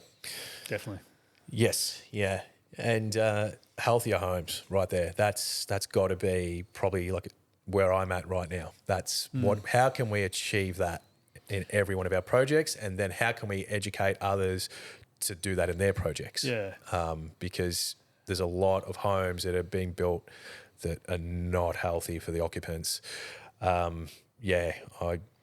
I think too with the healthy home thing and what we're doing with the hybrid home is using the anti-con blanket on the roof, which is relatively cost effective compared to a ventilated roof cavity, is that if there is a whisker of condensation in the anti-con and it does get a little bit of mold up there, it's not like a mold in your bathroom that your kitchen or your living area that you're breathing every day. Who cares all the way up in your roof that if you have a tiny, and I'm not saying we do, but if you do, it's definitely in the world. So that's where I think the anti-con for me is we can design and build homes that are healthy, that you got the HRV blowing in and extracting, blowing out stale air, extracting fresh air in. So it's that's for me a big thing, I think. With and the way we're building. I think we probably need to be careful, like with my language around healthy home too, because it means so many different things to so many different people. Like certain people I know who have had high levels of mold sensitivity, others haven't. I know, just from a dat when we've spoken on our podcast, like he said that his family they had to move out. His wife was hospitalised due to that mold sensitivity. Whereas he's like, others may not have. That wasn't for them a healthy home.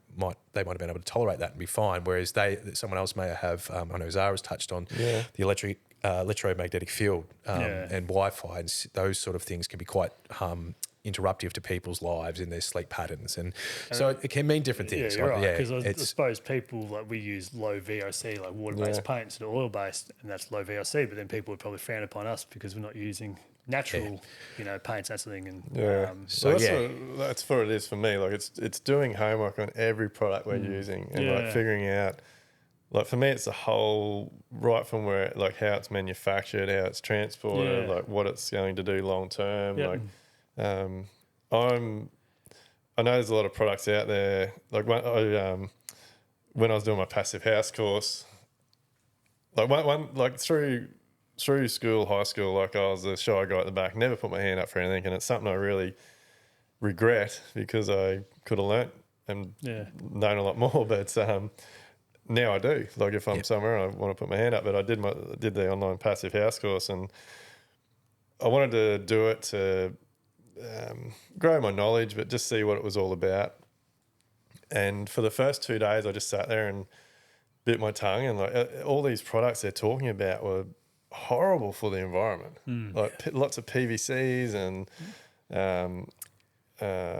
foam products and shit. And I put my hand up on the third day and said, "Oh, look, don't take this the wrong way. I just want to ask a question. Like, passive house is fantastic and everything, and you're pushing it that it's more sustainable, it's better for the environment and things, but everything that I'm seeing you're putting into it, it's 3 times as much material, and then a lot of the materials are terrible for the environment. They can't be recycled, and they've got. So what if they've got a 50-year lifespan? Like, how's that good for the environment? And it stumped them a bit. They didn't really know how to answer my question, and they thought about it and they come back to me, but. And same deal. It's all driven by budget. So to build a healthy passive home, the cost would be astronomical because the products you have to use are really, really expensive. So for me, it's just about educating myself on everything and then sort of making for me, it's about giving my clients the option. Yes. Yeah. I think that's probably the biggest thing. Yep. And as you were saying earlier, the clients value different things, don't they? Yeah. Some clients would value a natural paint or natural products inside, where another client would be like, no, I don't want that. I don't care too much about it. Just do this, like us as professionals, educating ourselves so that we can have those conversations with our clients, and I guess make them aware, teach them about what they're like. If they're asking questions about things, give them options. Yep.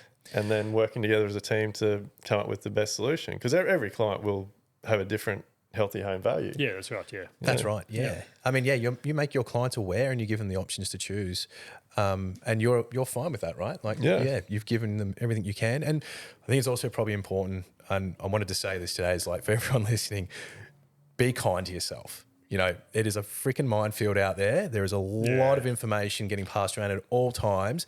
Don't get disheartened in your journey right now. Like, be kind to yourself. You're doing freaking awesome. Yeah. Because I know I've felt like that many times where like you can't be expected to know it all. I know you want to provide the best and be the best you can be, but just sometimes it's that's enough. Like, to do the best you can and do, I think that time. sitting today, I don't know all the answers. Like, it's we're still learning our journey, and that's the thing as well. So it's a minefield out there, and there's a lot of different agendas out there as well, isn't there? Like, it's it's huge. And well, look, there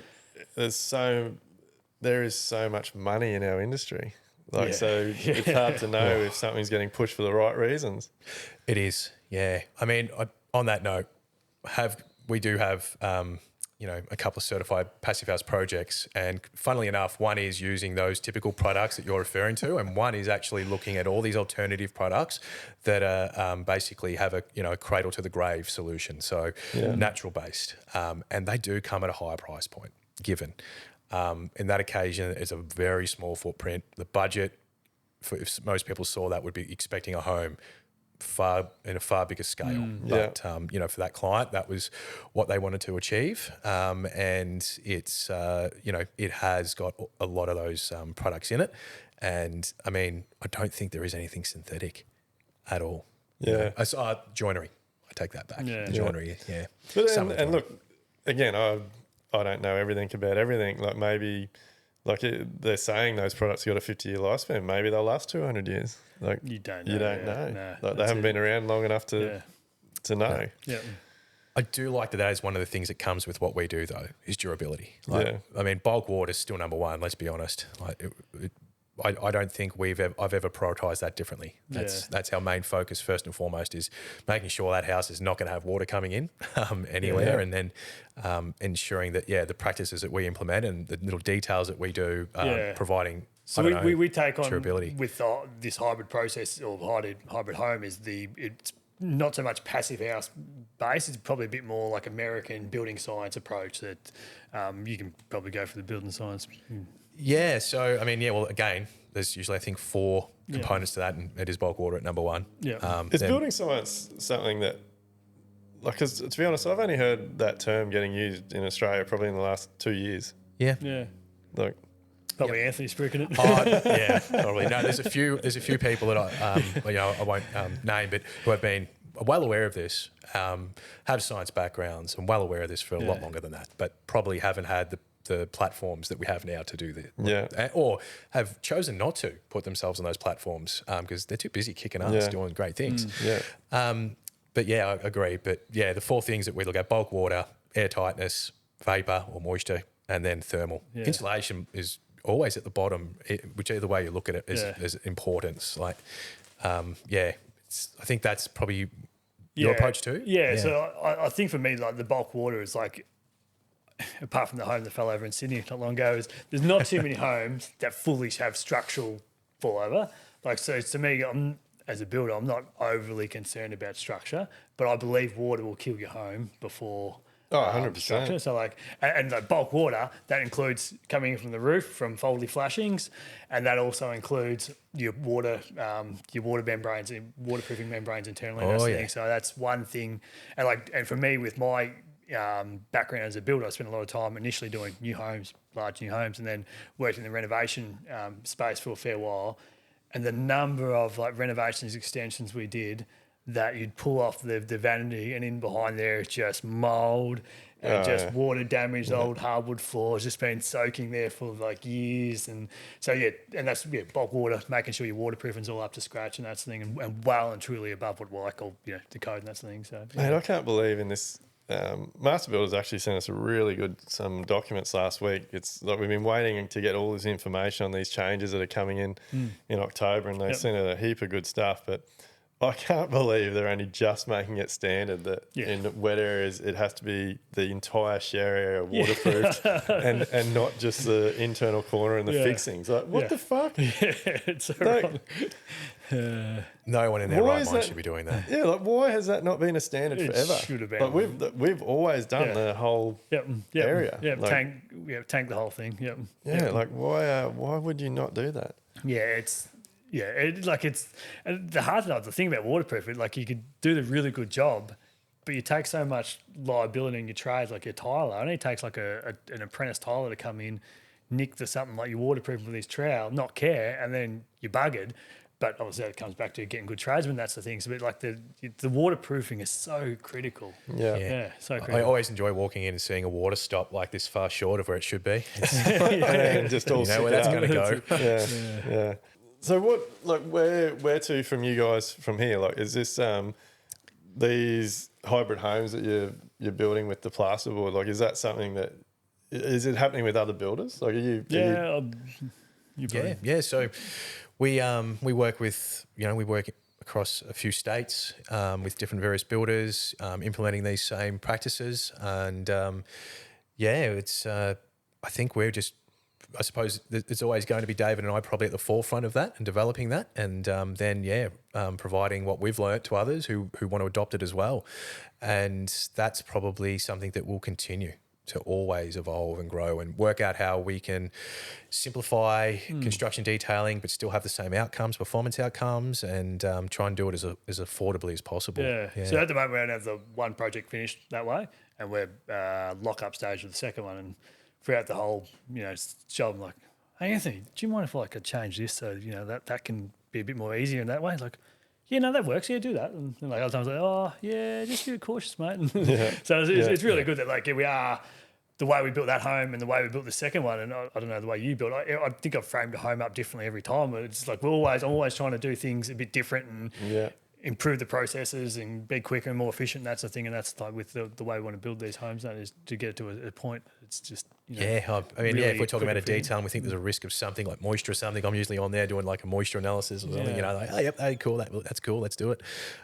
Or it could just be even energy efficiency related. I think there's some bloody great tools out there. We've got NADHER software and Design PH. Typically, we can jump in there and just see what the impacts of those things might be. So it's great to be able to just do that and just give that live feedback and just keep it moving. But I think from us, moving forward, we're going to be bloody mates, I think, for life. And, that's right. Yeah. And it'll just be a continual development. Maybe it'll be. We'll just talk to anyone who wants to listen to us talk. We're getting better getting in front of the camera and in front of a microphone and talking about this stuff. But I think we've got to a point now where we've got that first one we've done.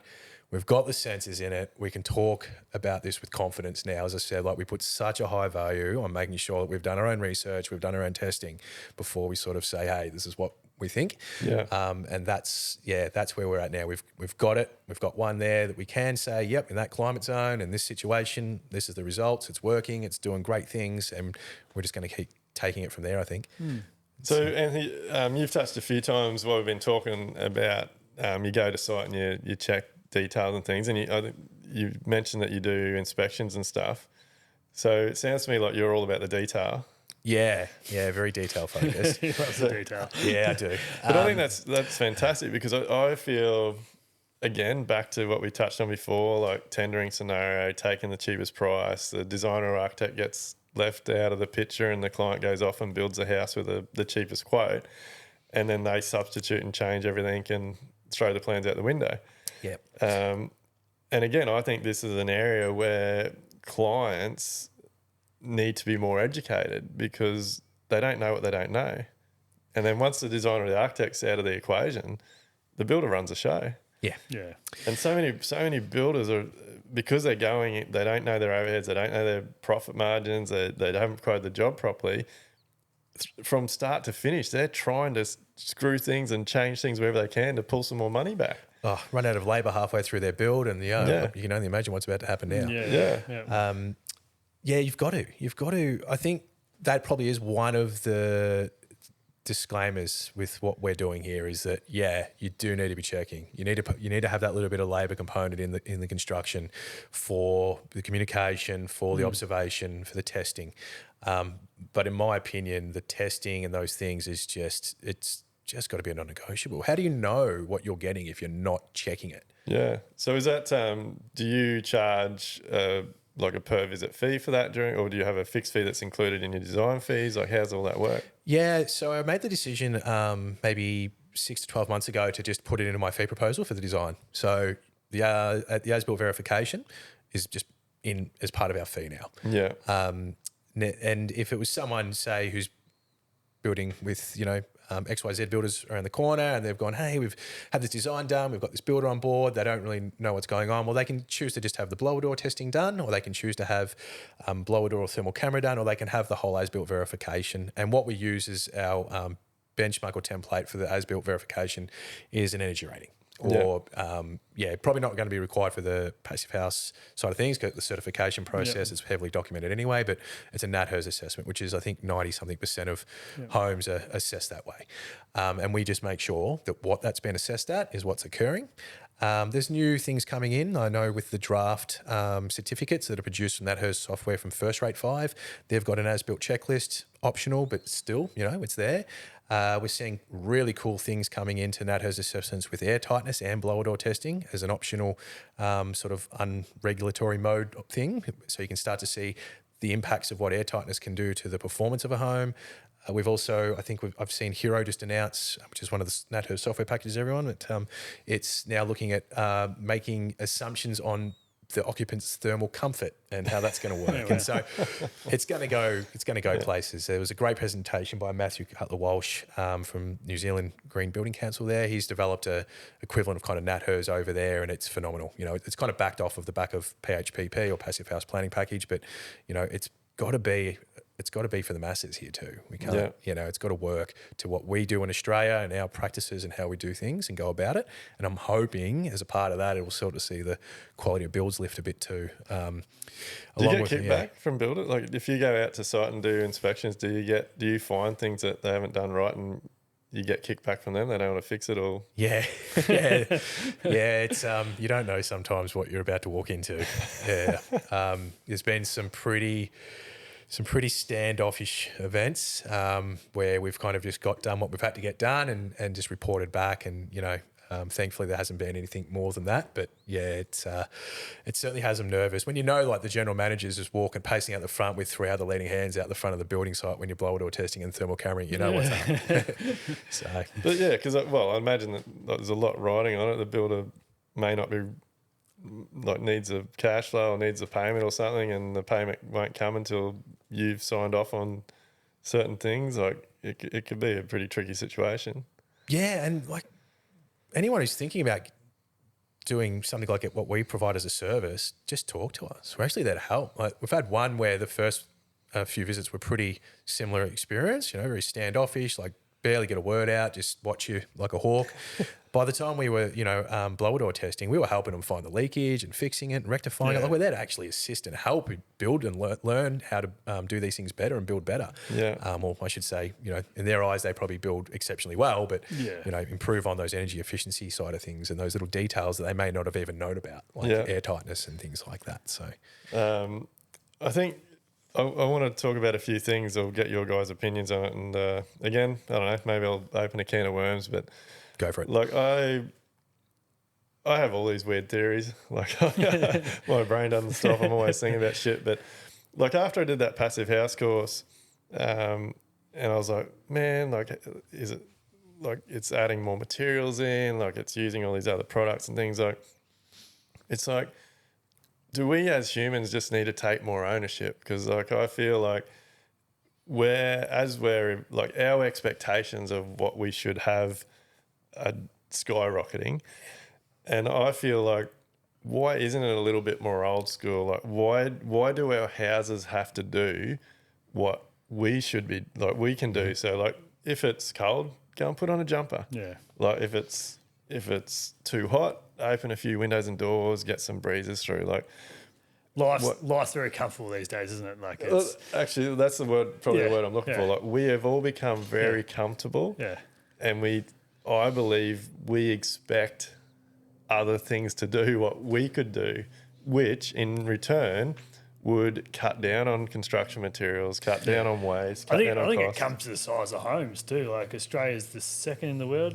I think it fluctuates between number 1 and number 2. Yeah. But anyway, it's out of us in America have the biggest homes in the world. Yeah. Like, do we need such a big ensuite? Do you need such a big master bedroom? Like, I think if you can shrink that footprint of your home, well, obviously cost and then also materials, that's the thing for sustainability and that. Like, and you're right, it comes back to what mankind expects these days, I think. Yeah. Oh God! If only we could just make everyone accountable, right? Oh yeah, I agree with that. Because that's another thing I'm really leaning towards is like just smaller is better. Smaller, better built, better designed. Yeah. Like that would be, that would be my dream too. Like smaller is better, in my opinion, and we can achieve higher, just better quality all around, and better outcomes. But like in a home, I'm a big fan of like a multi-purpose room. yeah, So you could be, instead of just having an independent lounge room and then a guest bedroom and a study, combine those three together in one decent sized room. That like how often do you want to be in a study and the guests there at the same time? And if it is that one night or 2 nights a year, just go out on the kitchen table and do your office work or your admin sort of stuff, and that's the thing. So I think like creative design, and you guys do it very well. It's about shrinking sizes of homes, and instead of if you got whatever figure that you want to build your home, and you do need to reduce things, don't reduce the performance, reduce the size to It shits me like so much of it. I believe is driven. Like it's a bit of the keeping up with the Joneses sort of mentality, but also I think probably one of the biggest drivers is like real estate values. Yeah. Like we know we've had a few jobs where clients have wanted to do the smaller is better, and then they get the valuation and the value is like, you've got to have 3 bathrooms, you've got to have 4 bedrooms, like if in this area. Yeah. It just doesn't make sense. Yeah, we had a good example of that this week from a client. Yeah, and their feedback from the valuer who did from their bank was that the market is not ready for a home like this. Which they of course completely disagree with, but it just goes to show that one person's opinion is having so much sway in the outcome of this. I'm also a realist. I understand that we can't all be like-minded. We can't all have the same desires or expectations. I guess that's where I always take that approach of like just try and remove the human behavioural part of that. And then it kind of gives me a bit more of a level playing surface to work with. But I personally open my window and I put my range hood on at home. I'm aware of these things. I actively live in my home. I'll say actively live in my home. Where most people don't. Nor do they want to. Social media is one of my gripes. I think there's a lot to be said for its influence on people and what their expectations are and culture. So we had Sandra work with us, who is German. And she never had any desire or any thoughts around home ownership in her entire life until she came to Australia. It just was something that was not, it wasn't there for them. It was the market had already ballooned long ago, and those price points were so high that it was just unattainable, and rental was just how it would be. Whereas here, she was blown away by how it is looked at as a commodity and sale and buying and selling and profiting in Australia. So there's probably a cultural thing there too, just based on my lived experience with people who have moved from overseas to Australia. Because it's like all the homework and the stuff I look into, and I'm a bit like David, I do spend a lot of time on YouTube, probably too much. There's some great stuff on there, but like you see what they're doing in Europe with the smaller homes, and I'm a really big fan of modular. Like I think the way they build prefab and the quality of the builds is amazing. Yeah. So one of the other things that David and I do is we get on the road a lot. We go have a look at these factories and we see what's being produced there and how they're going about it. And the prefab stuff that we're seeing from certain components in builds is phenomenal. Yeah. Quality. Is this from Melbourne companies? Melbourne. Or they're interstate, some of them. But they've got a factory like in regional areas in Victoria or maybe Melbourne based. And, if they're a supplier of ours, we want to go say hello. And see what's going on and how those products are being made and the quality assurances that we're getting. Service is probably already there and that's well stated if we're using them. But, we just want to sort of see what else is going on behind the veil. Yeah. And most of the time, we're probably, our expectations are probably well beyond what we're expecting. And but that's prefab stuff is phenomenal. I know you've got a lot of interest in the prefab. I'm personally working towards that. That's a goal of mine. I think that's one of the ways that we can achieve what we've been talking about. Around quality assurances, healthy homes, choosing those components in stable environments within spaces that we can control. We don't have to worry about weather or water making its way in during construction and then being a problem later on. I've spoken with a company in Germany personally, and then we're working towards seeing how we can introduce that sort of into our design process and roll that out as well with builders around the country. So. Oh, mate, if they can do it over there where houses literally sit on top of each other and side by side, and like you see some of these videos where they're getting these semis and cranes down these tiny little laneways. Like, why can we not do it here? Yeah, like I've questioned that so many times, and there's Matt Scanlon is a builder that I speak with a lot on this. He's very invested in doing this as well, and we haven't got an answer for it. Why are we not able to do it here? There's some great. It's always struggled, hasn't it, here in Australia? Well, it's got to come. I think a lot of time it comes to cost. Like for some reason, everything just becomes uneconomical. Here. I don't know. Maybe over there because labour is it? Labour component or something, is it? Yeah, maybe it's because we like over there they don't have the space we have, so it's just a lot cheaper to do things in a factory. Like here we tend to do a lot of things on site because we've always got room to do things. True. But I'm not sure. I suppose there's also a lot that just go unannounced. Like I just forgot, like Bendigo, where we're based, is one of probably the biggest prefab builders in the country, but no one's ever heard of them, and they don't really focus so much on residential. They're doing these big school type office complexes, but they're modular. They're going out on trucks.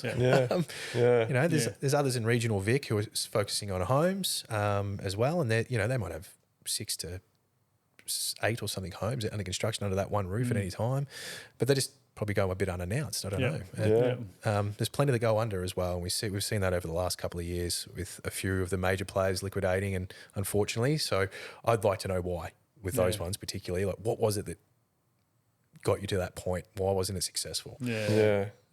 Yeah, no, there is, like, again, only see them on Instagram and stuff. There is some really, there's one here in Brisbane, I can't remember the name off the top of my head, but they're doing some really cool stuff with modular. Yeah, nice. I have just seen that. Recent award winners? I have had a look. Very, very impressive. Yeah, like they look, when they're on site, they do not look like they're a modular home. Like they look like they are something that's been built on site, 100%. Like, so, I think there's good people trying to do some good things, but look, guys, I really appreciate you coming on. Is there anything you want to touch on before we get out of here? Nothing we haven't covered? No, I'm no more pretty content, business success stories you want to talk about, Dave? Any struggles? No, like as I was saying, like going back that 5 years, at a certain time of life was a struggle, but then it's been such a slow process. Like it's just, I know I did a job once and it just, for whatever reason, didn't click the one in my spreadsheet for overheads. So I did the whole job knowing you didn't equate for overhead. So, you virtually know that job, you're going to break even on, and then that's it. So it's like there's a extension that was probably like 7 months sort of project and that sort of thing. And it's just that constant improving, evolving, and even just like I know I've learned this of you is you track your time and that sort of thing. And so it's getting that history of time on jobs to then know, all right, hang on, I need to adjust it on this job. And then doing that after a few years, you have all this history. So then going forward, you're like, all right, hang on, I'm pretty sweet now. Like all these jobs are starting to run pretty smoothly and we're starting to get things sorting out, which is really good. And then obviously coronavirus coming and price increases didn't help that. But well, that's where the collaboration process has been like undeniably beneficial. Like is when things are fluctuating and moving like that much volatility in, all the pricing, like, you need that team. I don't know, you navigate this way, but I found it was hard doing the pre-construction stuff throughout the pandemic with price increases. I do my sort of first round of the feasibility costing, and your project's going to cost X amount. No worries, designers keep designing, continuing on, structural drawings, whatever. Prices again, boom.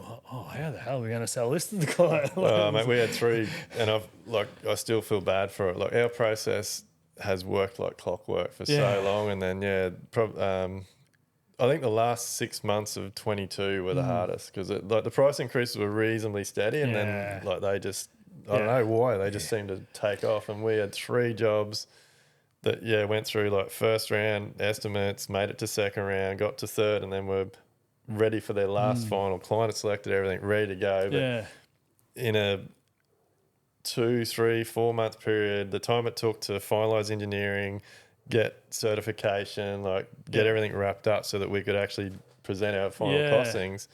Yeah, they went up 18, 22, 24%.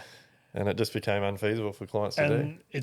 You're probably the same as me, but my nature in that, like throughout the sales process, jump on board, we can ensure your project stays on budget and that sort of thing. And for me, as a builder in that, like I took it so hard that I was like, let these people down that, priced it and then it's gone up again, that sort of thing. It's like, like for mental, like it was a bit of a hit for me. Something like, oh mate, I felt terrible. I felt absolutely terrible. But all the clients, understand that thing, and the media probably helped us in that, I reckon, with all the the news of price increases and that sort of thing. That everyone was aware of it, and it wasn't just a day from Ecowise Homes talking BS.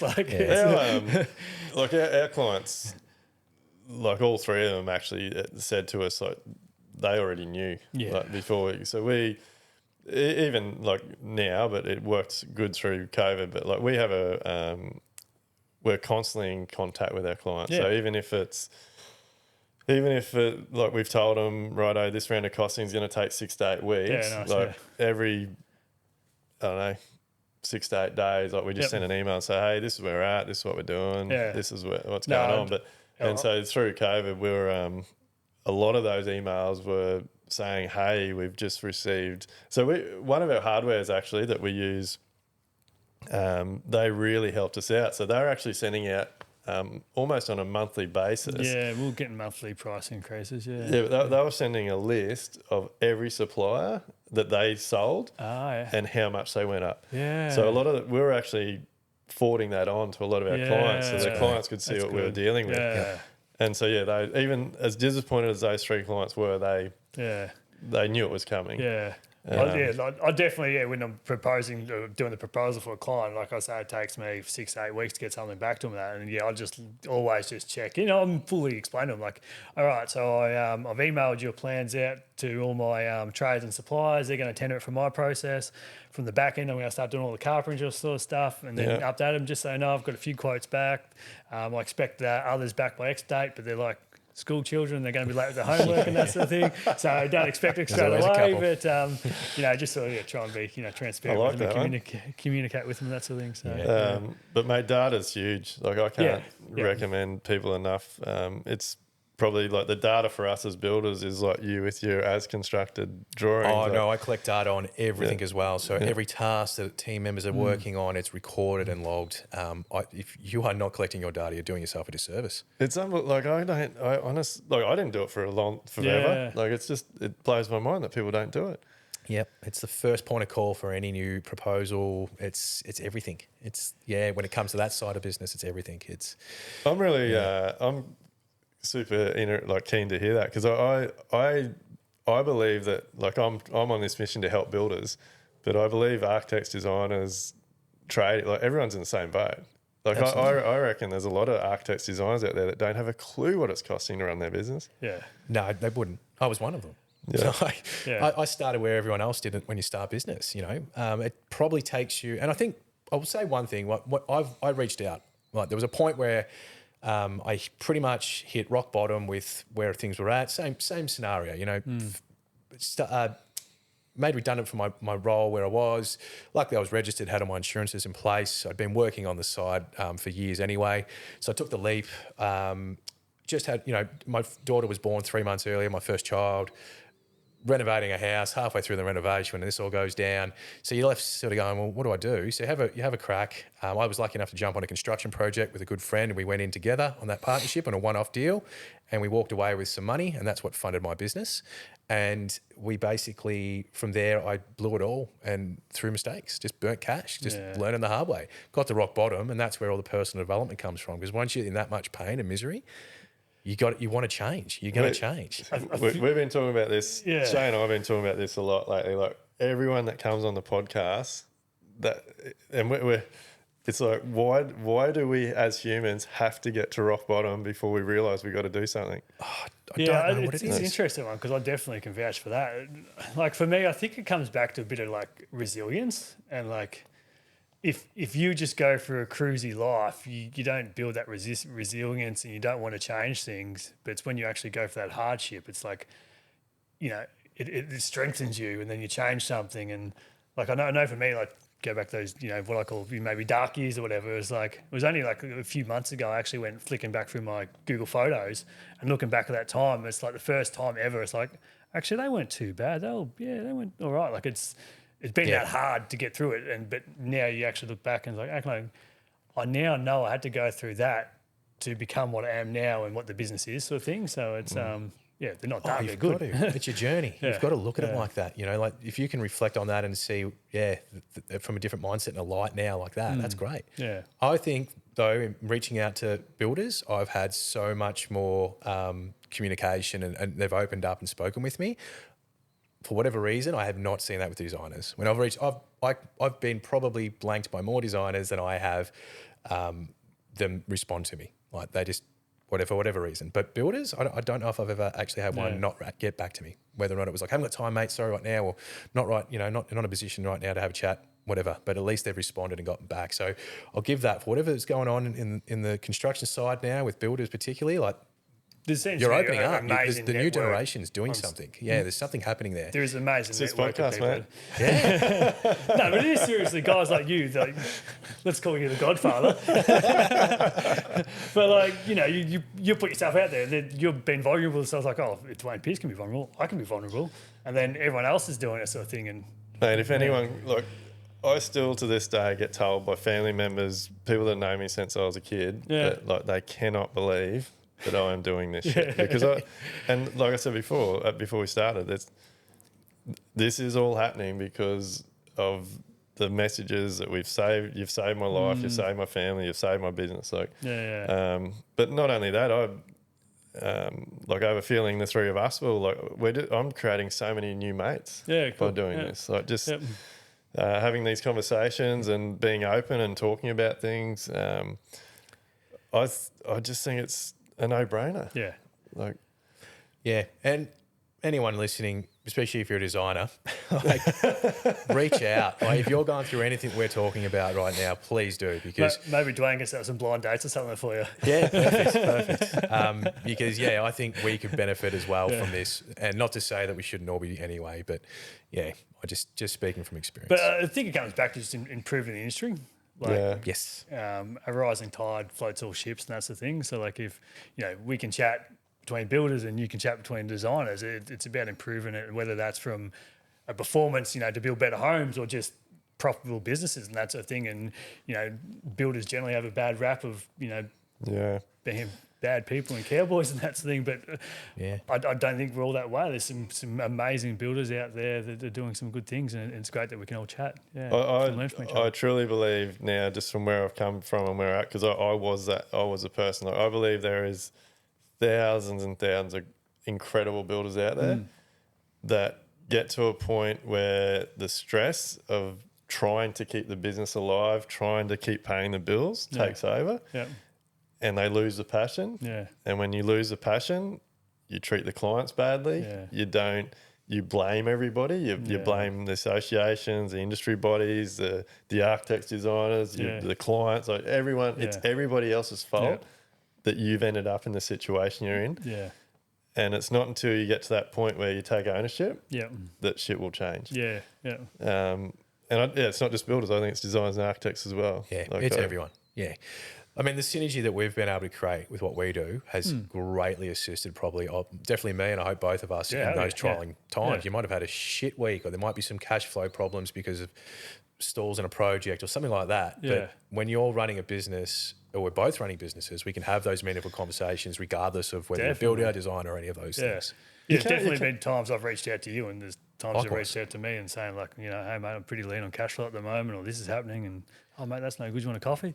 Yeah, hell yeah, let's go have a coffee. And But even like we've been in the same situations, but like I'm sure you guys have done it as well, like having that collaboration. So like I know a big thing for us has been learning more about the designers and architects businesses that we're working with. Like we touched on before, like me making sure I'm not dragging the chain with pricing so that they've got a gap and having to fill it. But there's been plenty of conversations where either I made a phone call or one of our designers has called me and said, hey, mate, like our inquiry's being very quiet. Like we need some cash flow. Like where you at with the pricing on those jobs? Like can we pull? Yeah. And so this is a good topic. Like we've found through that collaboration, and again, it's worked both ways many times, that we have the designers and architects we use, and we have one ourselves, like a bit of a forecasting sheet. So basically, as soon as a client goes into our pack process, they go into our forecasting sheet, and it'll have a time frame for the pack process, a time frame for design, each round of costings, certification, then the build. And so we can see over the next 3 years all these jobs in there. But we get a feel for, like, being involved in those design meetings, we get a feel for the client's financial situation. And so we've had very recent situations where one of our designers has called me and said, hey, judging by that meeting, that client's dragging the chain a bit. They haven't got their pre-approval on their finance and stuff. We know this client's ready to go. Like, let's pull them forward. And so we can have that conversation, and then we can both send out an email and say, hey, this is what's going on. You guys are keen. Like, we've actually got a position. We're going to pull your job forward if you guys are up for it. Oh, yeah. We thought we had to wait another 6 months. Like, no, let's go. I know we had a conversation yesterday very similar about we're doing exactly that. I didn't even realise the benefits of that either until you reflect on it, like in conversations now. That's massive for business owners. Massive. So many business owners are out there thinking they're on their own. Like, and worried about, like, where's my, I can't, I've got no money, I've got no cash flow. Like, I know, like, when I first started, I literally felt like I got my building registration and it's just like, here you go, take that, all the best. I know you're a high chance to fail, but here you go. And, like, for so long, I was just struggled, but you felt so alone. Because obviously having a great relationship with Anthony, I was just tendering on jobs, so you're just another builder. And it really was a struggle, and you felt so alone. And you talk to your wife about it. My wife's not involved in the business. She gets probably sick of me talking about work and business. And it's not until, again, like, other builders start sharing content, and that's the thing. You say, hang on, I'm not alone here, and that sort of thing. And, you learn so much, I think it's fantastic that you guys have got such a good relationship that you're both flown up from Melbourne. You've brought the families. And you're having a bit of a long weekend. Yeah, that's right. Yeah, staying out at Bribey Island would be good. Yeah, we share the house together too, so it's... our partners, Ali and Jane, are both, friends now too. So we've built something. Our children are similar ages. Get along well. We enjoy the same things in life. We've had similar upbringings, we're both farm boys from the country in regional Vic. And here we are from that to this, it's phenomenal. And I think we both have taken a moment to reflect on that today.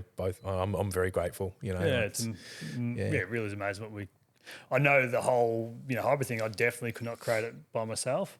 Not a hope in hell, and Nor would have a collaboration, like together. The power of us together with not just us, any builder and designer is so powerful, and client. But if it's everyone's working in silos by themselves, it's there's no communication. It's very hard.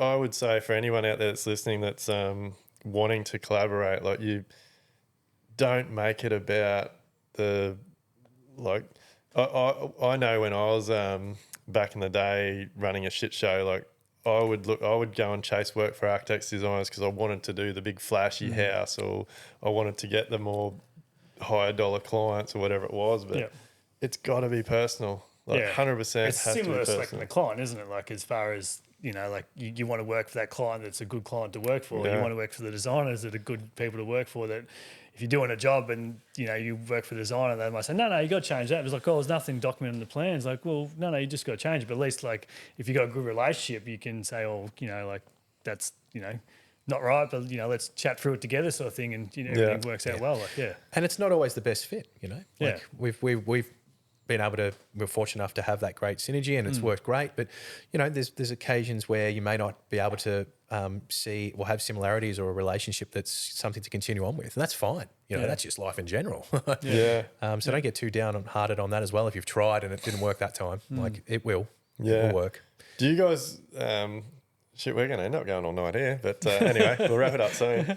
No point stopping if it's good value. Do you guys, because I know one of our designers, Aaron Wales, like him and I have ended up being good mates, lots of similar interests, fishing, four-wheel driving, camping and stuff. And so him or I will quite often get questions, is Aaron the only one you work with? Like they think we're like, I don't know, we're gonna gang up against them or something. But I do have clients who ask me, like, do you work with other designers and Outlier? So yeah, I do work with other designers, but I don't recommend any other designers. And not there's other bad designers. I just the only ones that in our area that specialise in high performance is you. Like we do work with. We've got a a vast array of different builders that we work with. I would say that it's just David and myself started together. We worked through this together, and that's probably why. And most of our projects to begin with were all, we're working together. So unfortunately, I only need a couple of projects a year as a bit like a builder to be profitable, where he needs a lot more design projects. I always say he's been disloyal and sleeping with other builders, and that's it. So no, if you are, if you're interested in collaborating or at all, a builder or a designer, I'm open to talking, open to chatting for sure. I think that's probably also one of our attributes is that we get to work with so many different amazing builders who are doing different things and have different ideas and construction practices and different ways to achieve these outcomes. And that's just an added bonus for us to, learn more and develop quicker in those skill sets. So I welcome it. It's not that I'll ever not work with David at all. Yeah. So how are you still on the tools, mate? Or are you? Yeah. So I'm running a small business. I aim just to do a couple of homes a year and that's the thing. So it's probably 50-50, bit of office work, meetings, and then still on the tools. I love it on site. Absolutely love it on site. And it's, it's something that I think I'm really big on systemising the business, but that's more so about just streamlining it. And, I suppose growth, definitely wants to come, but it wants to be just gradual. And the biggest thing I might fear of is potential growth growing too fast and losing control. Like I like the idea of a really good finished product, but then also that really professional service. And so that's why I'm sort of just nice and steady and focused. So who have you got in your team? Yeah, so I've got a lead chippy, Das, who's absolutely amazing. Definitely one of the best chippies I know. And then another Seb, another chippy, and then Dan, a mature age apprentice. So just the three boys on site. Myself, that does pretty much the office work. I have a bookkeeper, just on a retainer. She does all the sort of bookkeeping side of things and that. So a pretty small crew, but that's the way I like it at this stage at least. So I think it's just a builder's thing, eh? Like you just love being on site. Oh, I just love the feeling of strapping the nail bag on and just doing a day's work. It's just something about it. I don't know. I think it's all the banter with the team and the mucking around and just I don't know. I don't get any time doing it. I wish I did, but I just don't anymore. It's funny, like being an apprentice, I hated the days, just doing a mundane job. You're like, I can't, go hang a door or something like that. But like when I get on site now, I'm like, say the DAS, like, what can I do, mate? And he's like, I'll go do this. Like, what about that little crappy job over there? You want done? Like, no, you don't have to. I was like, no, I'll do that. I want to just do something mundane all day. Like just sweat it out and I think it's freaking awesome. We've just almost finished the internal renos on our place, and it's been late nights and weekends, but I just freaking love it. Enjoy getting back on it. It's great. It's for me. It's like what I was always like being a farm boy, loved being outside and seeing Dad do a day's work, and that's the thing, and that's why. Actually, I did go down the path of design for 6 months, doing a designer drafting course, but soon realised I wasn't cut out for the office. We did the opposite. I realised I wasn't a carpenter. And then, that's why I became a chippy. Like to get out on site, then you do find yourself moulding yourself back on or to an office But like, yeah, I don't like that and try and get back on site as much as possible. Like I find the days I do office work, I'm like any excuse to go down to the hardware shop or go out on site to see the boys is pretty easy to do. Yeah, we've been talking, Shane and I have been talking about this today as well from another podcast. Like it's, and don't take this the wrong way, but it's like you know you have to do the office work, but it's like, no, I've got to pick up that shit for the boys, or I've got to check on the boys. Like, and it's in your mind, it's just like, no, I'm busy. I've got to do shit, but you know you should be doing the office work. I'm pretty easy to procrastinate on office work. Like but it's something that I definitely set a priority of. And I think I'm pretty efficient with it, or relatively efficient with it. You said this before. It's a schoolboy leaving the homework to the last minute. Yeah, that's right. Yeah, but no, like it's something that it's quite easy to go and make yourself an extra cup of coffee to finish something in the office, and yeah. Well, boys, it's been an awesome conversation. We'll wrap it up because we could go all night, but thanks so much for taking the time out, flying up here, and really, really appreciate your time. No worries. Thanks for having me, mate. Appreciate the opportunity. This is great discussion, and hope the listeners all get a lot out of it. Yeah, so guys, we'll wrap it up. Anyone listening that wants to go and check out these guys, Dave, Ecowise Home, Anthony at Outlier Designers. Just Outlier. Or you can find us at outlierstudio.com.au. Yeah, go and check the guys out. We'll put some links on the podcast. Check them out on social media. And you've got a podcast? Got a podcast. We've also got a YouTube channel. You can have a look at those as well via the website or YouTube. Yeah. Awesome. Go and check them out. Cheers, guys. Are you ready to build smarter, live better, and enjoy life? Then head over to livelightbuild.com/elevate to get started.